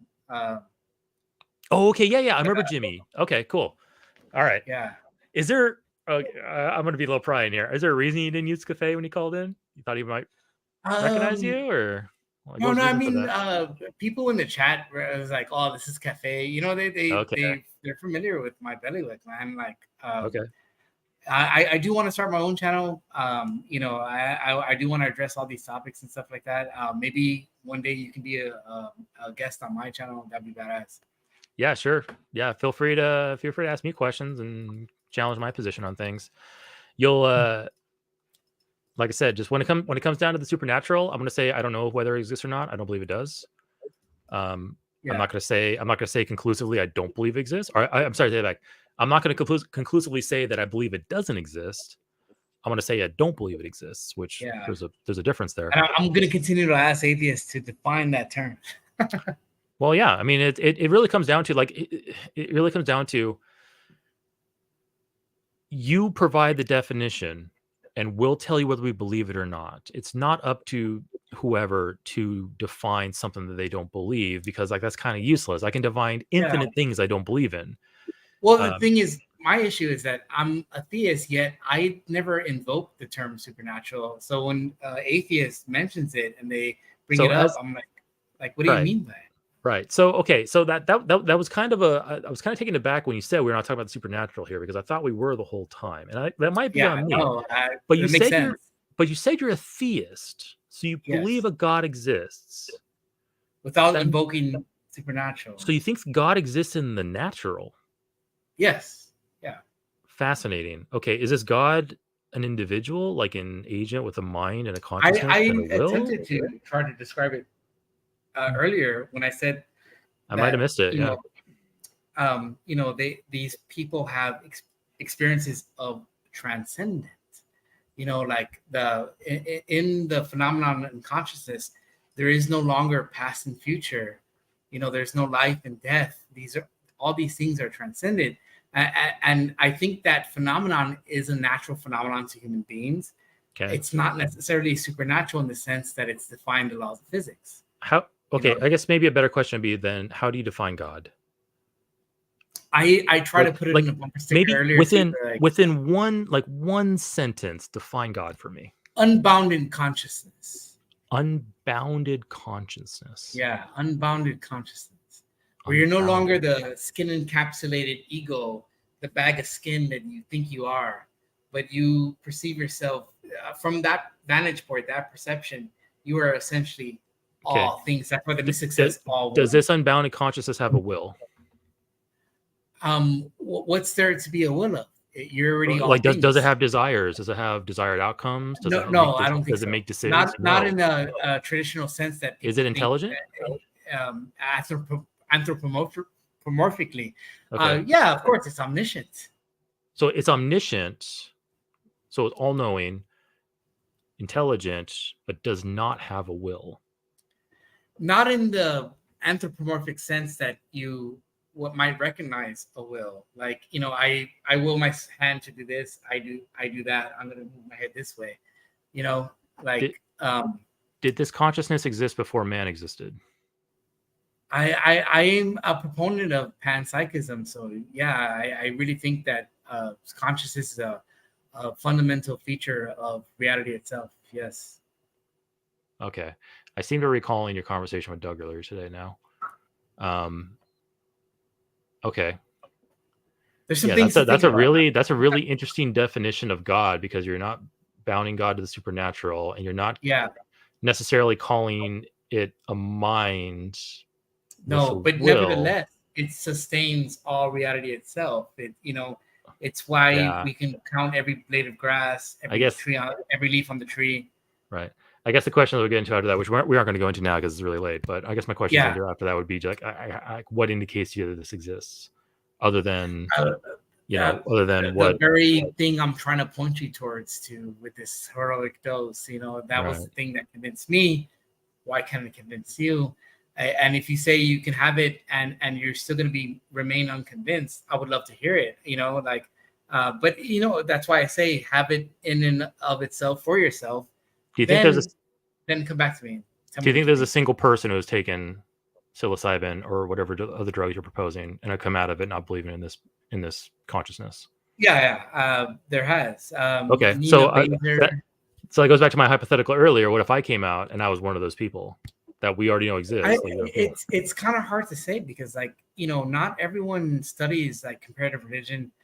Nina Baser, for instance, she was in these studies at NYU with psychedelics, not at Johns Hopkins, but at NYU. Her name was Nina Baser, and she came out saying that she remained atheistic. But when they asked her to describe the experience, she said, "It felt as though I was being bathed in God's love."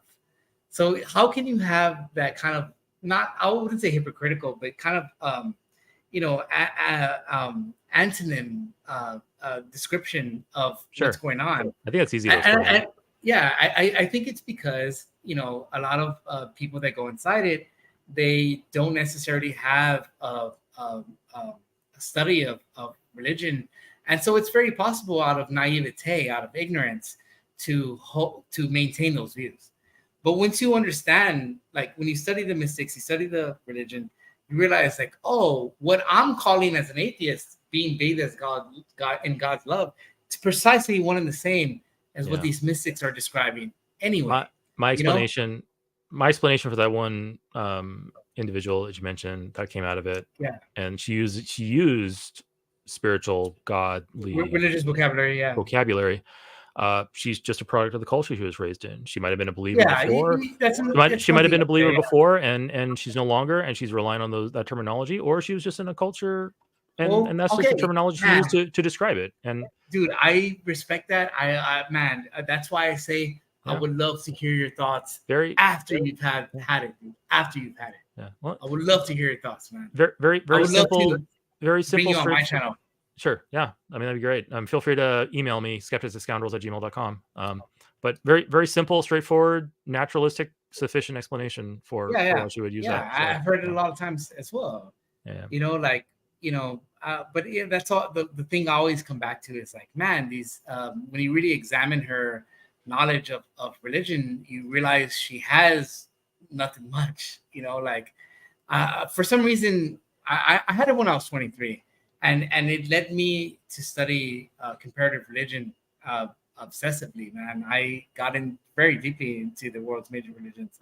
But but when you have a lack of knowledge of that, like, how are you going to define one thing one way or the other when you don't even know how it's defined or how to address it, and so on and so forth?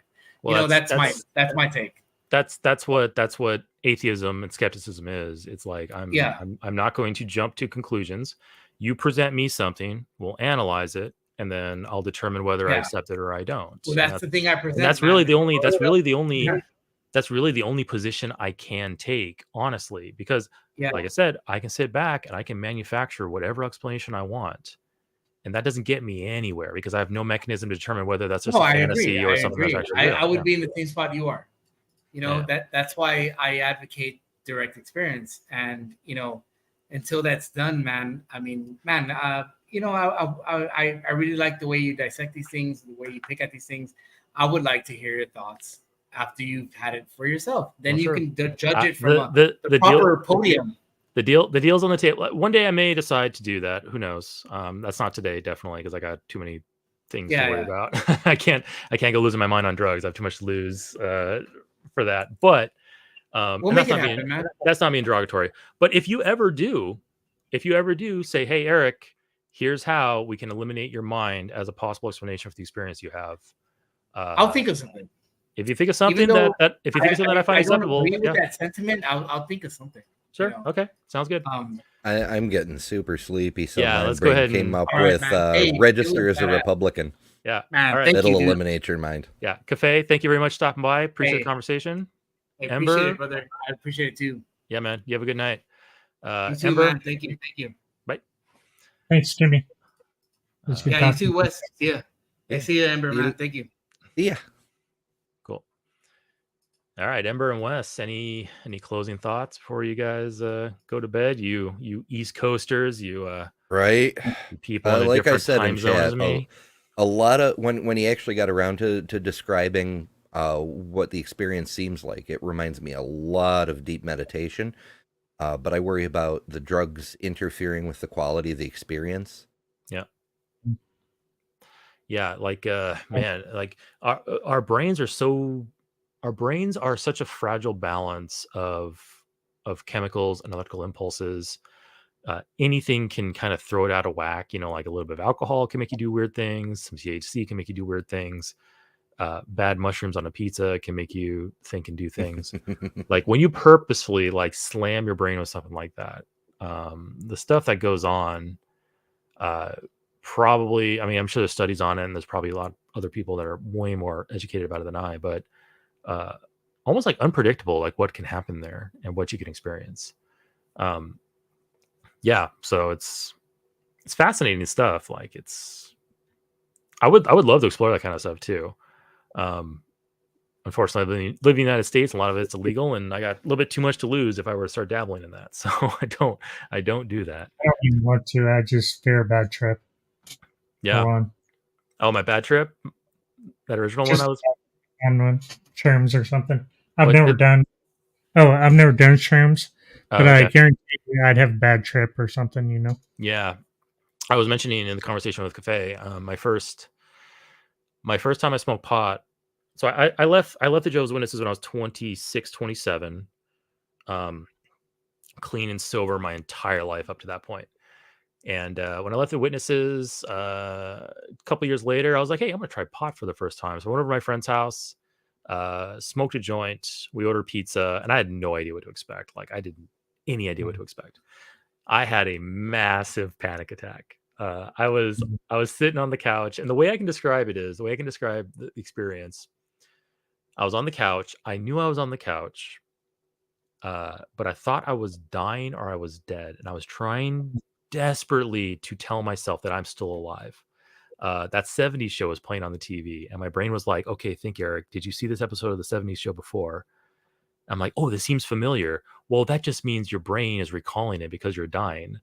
And then my other side of my brain was like, no, you've never seen this episode before. And my brain was like, no, Eric, you're just generating that because your brain's going haywire and you're dying. So like there was like no answer to my question when I was there in that bad trip. Isn't it fascinating how you talk to yourself, It though? was Like weird, yeah. the thoughts just kind of echo back and forth, and different was- regions respond to the others. Yeah, I was trying It's to like- talk to myself and convince myself of something. Yeah, it was pretty nuts. I talk to myself the entire time, though. I'm constantly hearing my voice. Yeah, And I've heard some people don't actually hear the voice. yeah. That, I've heard Which is- that too. Yeah, I have an inner monologue. I speak to myself in my brain. Yeah, okay, I do too. Yeah. I do too. I've got that inner dialogue. I hear my voice. It's always my voice, which is a good thing. yeah, So- yeah. And then I, in the middle of that, I started dozing off a little bit. But in my dreams, the best way I can put it is, imagine this is where it got really scary for me. Imagine you're lying on your back in an empty swimming pool. All right. So it's an empty swimming pool. You're lying on the back in the center of it. And that swimming pool is starting to slowly fill with water. And you're kind of stuck there laying down. And you kind of feel that water kind of creeping up and around your body, about to envelop you. I was experiencing that in my mind, except it wasn't water. It was darkness. And Nice. that's what really got me. So anyway, my friends were really worried about me because I was like kind of I don't know if I was seizing up on the couch or something, but I was not acting correctly. Anyway, they thought about calling an ambulance, decided not to because I was breathing. And I got out of it, and I came out of it, and I was like, wow, it took me a couple days to process it. And I was like, man, I really had a massive panic attack. But hey, I analyzed it. I looked at it, and I was like, hey, this is the product of my brain. This is just it was just something I was not expecting. I never experienced this before. And it was just my naive brain and experience and dealing with that. And then 2 weeks later, I smoked pot again with my friend at his house, and we had the most amazing 4-hour conversation after that. I had no panic, no fear, nothing. It was just like, I've been here. I'm gonna now enjoy this. And my friend and I had a really, really good conversation. I took notes during it, and even afterwards, I looked at the notes and I was like, this is not bad, actually. I wasn't just speaking gibberish. I was actually, coming up with coherent thoughts. So it's a mixed bag. The first time I had pot, I had a huge panic attack and I had hallucinations. And the second time, I had an amazing conversation with my friend that I remember quite vividly. And yeah, I'm 41 now. I haven't smoked in 4 years because whenever I smoke, I have like a hangover afterwards. I don't know if it's really called a hangover. It's like I'm not in pain, but I'm just like fuzzy and cloudy the day after. And I can't do that with my job. My job requires lots of mental concentration and exertion. I just can't afford that. So I haven't smoked in like 5 years. But yeah, that was my first pot experience, and it's quite a thing that happened there. I was just worried about the cops. And now it's legal in Missouri, so I don't have to worry about it. It's great. I haven't done it a whole lot, but there for a month, so I was doing about every night. Now I ran out of pot, and I'm just enjoying not being high for a while. Now I'll probably get some more fun though. Yeah, it's fun. You get the hang of it. Yeah, So, I'm up in Washington. We have pot stores everywhere now because it's legal up here. no, It's such an odd, like politically, from a law standpoint, it's such a weird position we're in with weed because it's illegal federally, but the states are saying, well, fuck the federal law, we're just going to do it anyway. Yeah. And then we have And most of federal's our not going to enforce it, so yeah, hell like with it. what can the federal government do against 50 states or what 30 states now that are allowing weed? Like what's the federal government going to do against 30 states saying it's okay? Yeah. It's kind of it's a big game of chicken, and the states are winning. Yeah, especially when they've got bigger fish to fry, like who the whole cares? opioid thing and heroin Yeah. from across the border, and Yeah. it's just not worth the fucking. Yeah, trouble. who cares about marijuana? Yeah, exactly. I think Reagan kind of started that shit from racism and stuff anyway.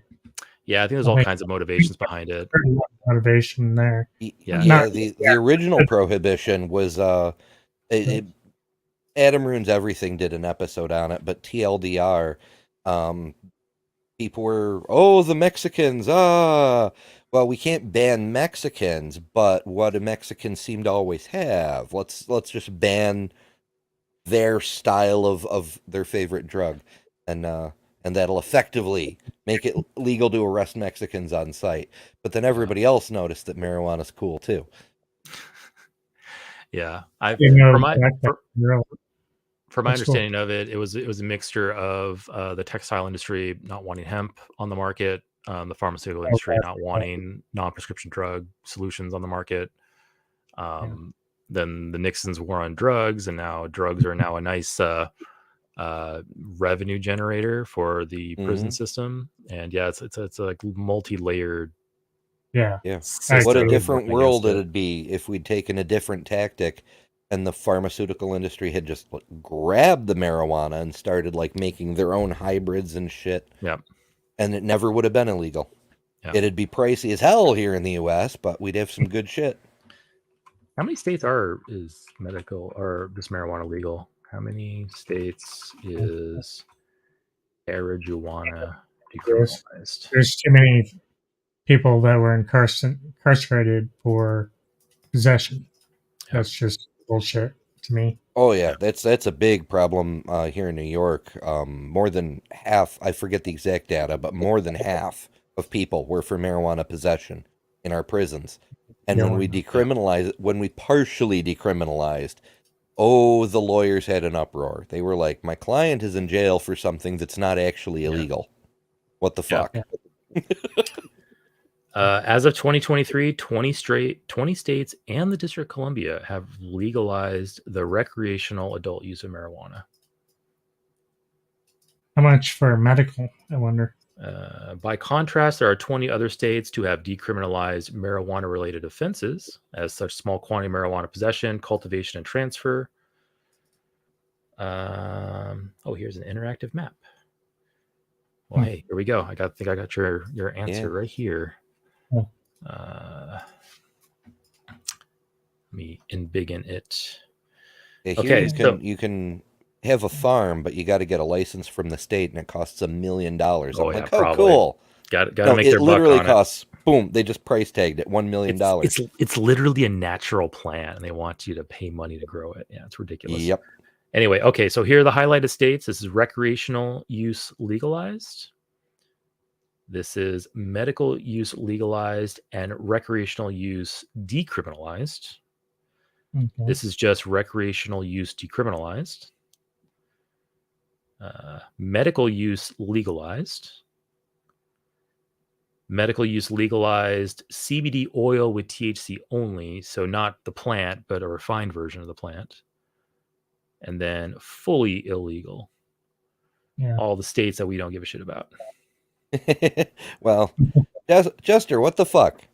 You need to get on your state about that. But fully illegal, look at that.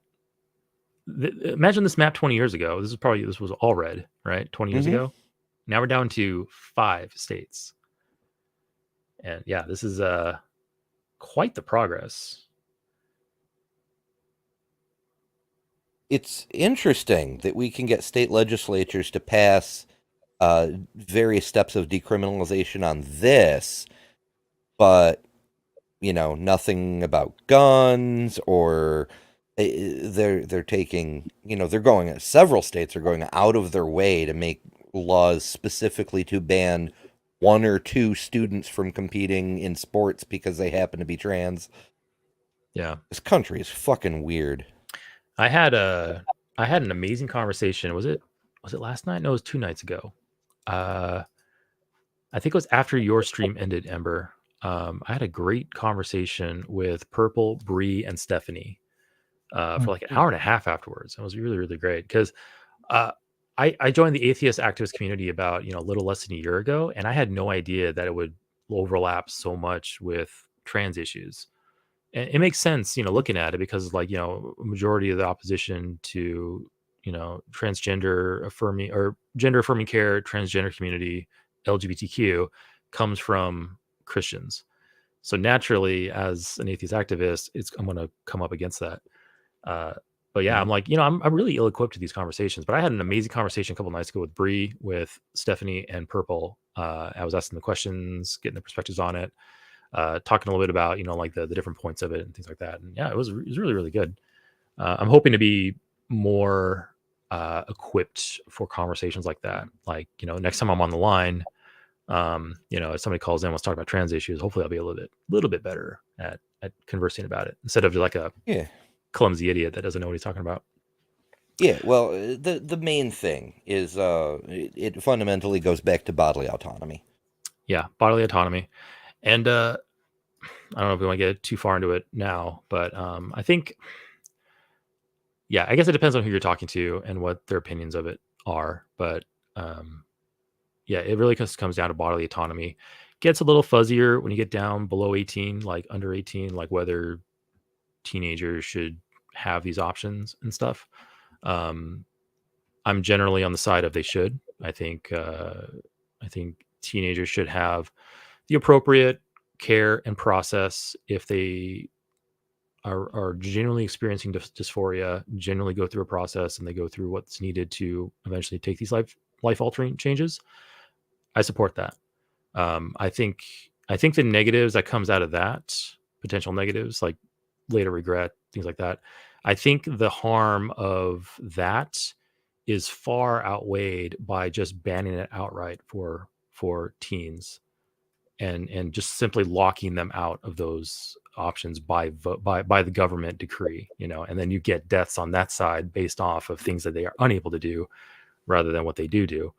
For me, the data is useful. The statistics are very clear which way is the more beneficial way and which way is the more harmful way. Yeah. But on a philosophical level, it's fundamentally no different than abortion.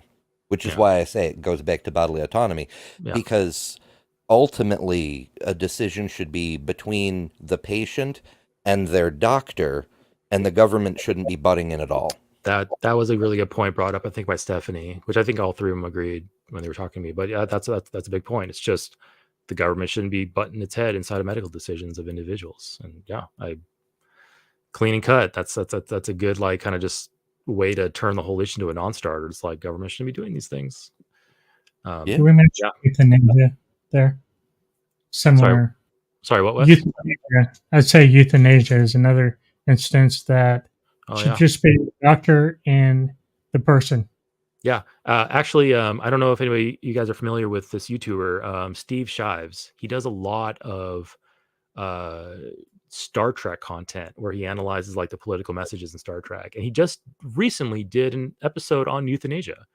And there's different episodes of Star Trek that tackled the problem of euthanasia, whether it should be allowed. There's a couple of them. Yeah. But yeah, no, we just Steve Shives is in an episode on that, and yeah, absolutely, I think it's another thing that's where it's up between the patient and the doctor. And there should be a process in place. Like there should be something in place to make sure that the desire to die isn't just impulsive or perhaps a lapse of one's sanity, or various other factors. It should be like, yes, okay, this is the genuine desire of this patient, not just hey.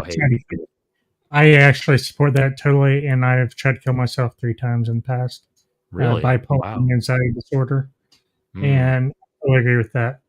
I was not in the mental state to be making that decision. Yeah.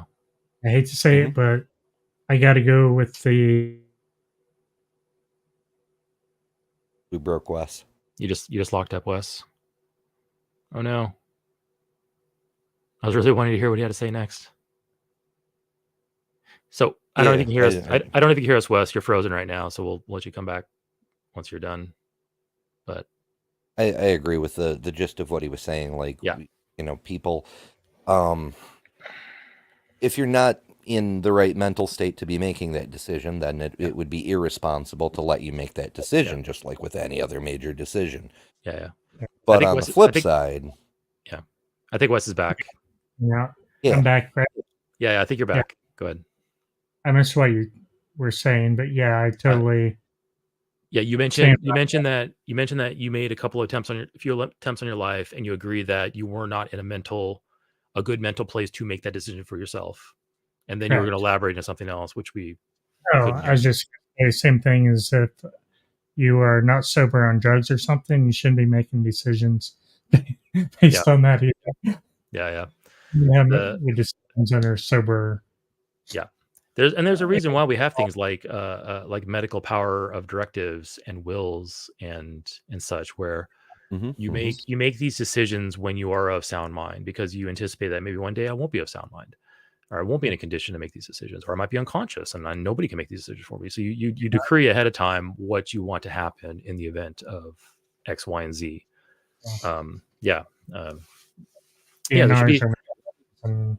As well as hospice. Yeah. Paperwork. That's what all that needs to be put in place, and keep the government out of it. Otherwise. Yeah. That's why a good will and a good medical power of attorney you should have up front when you're.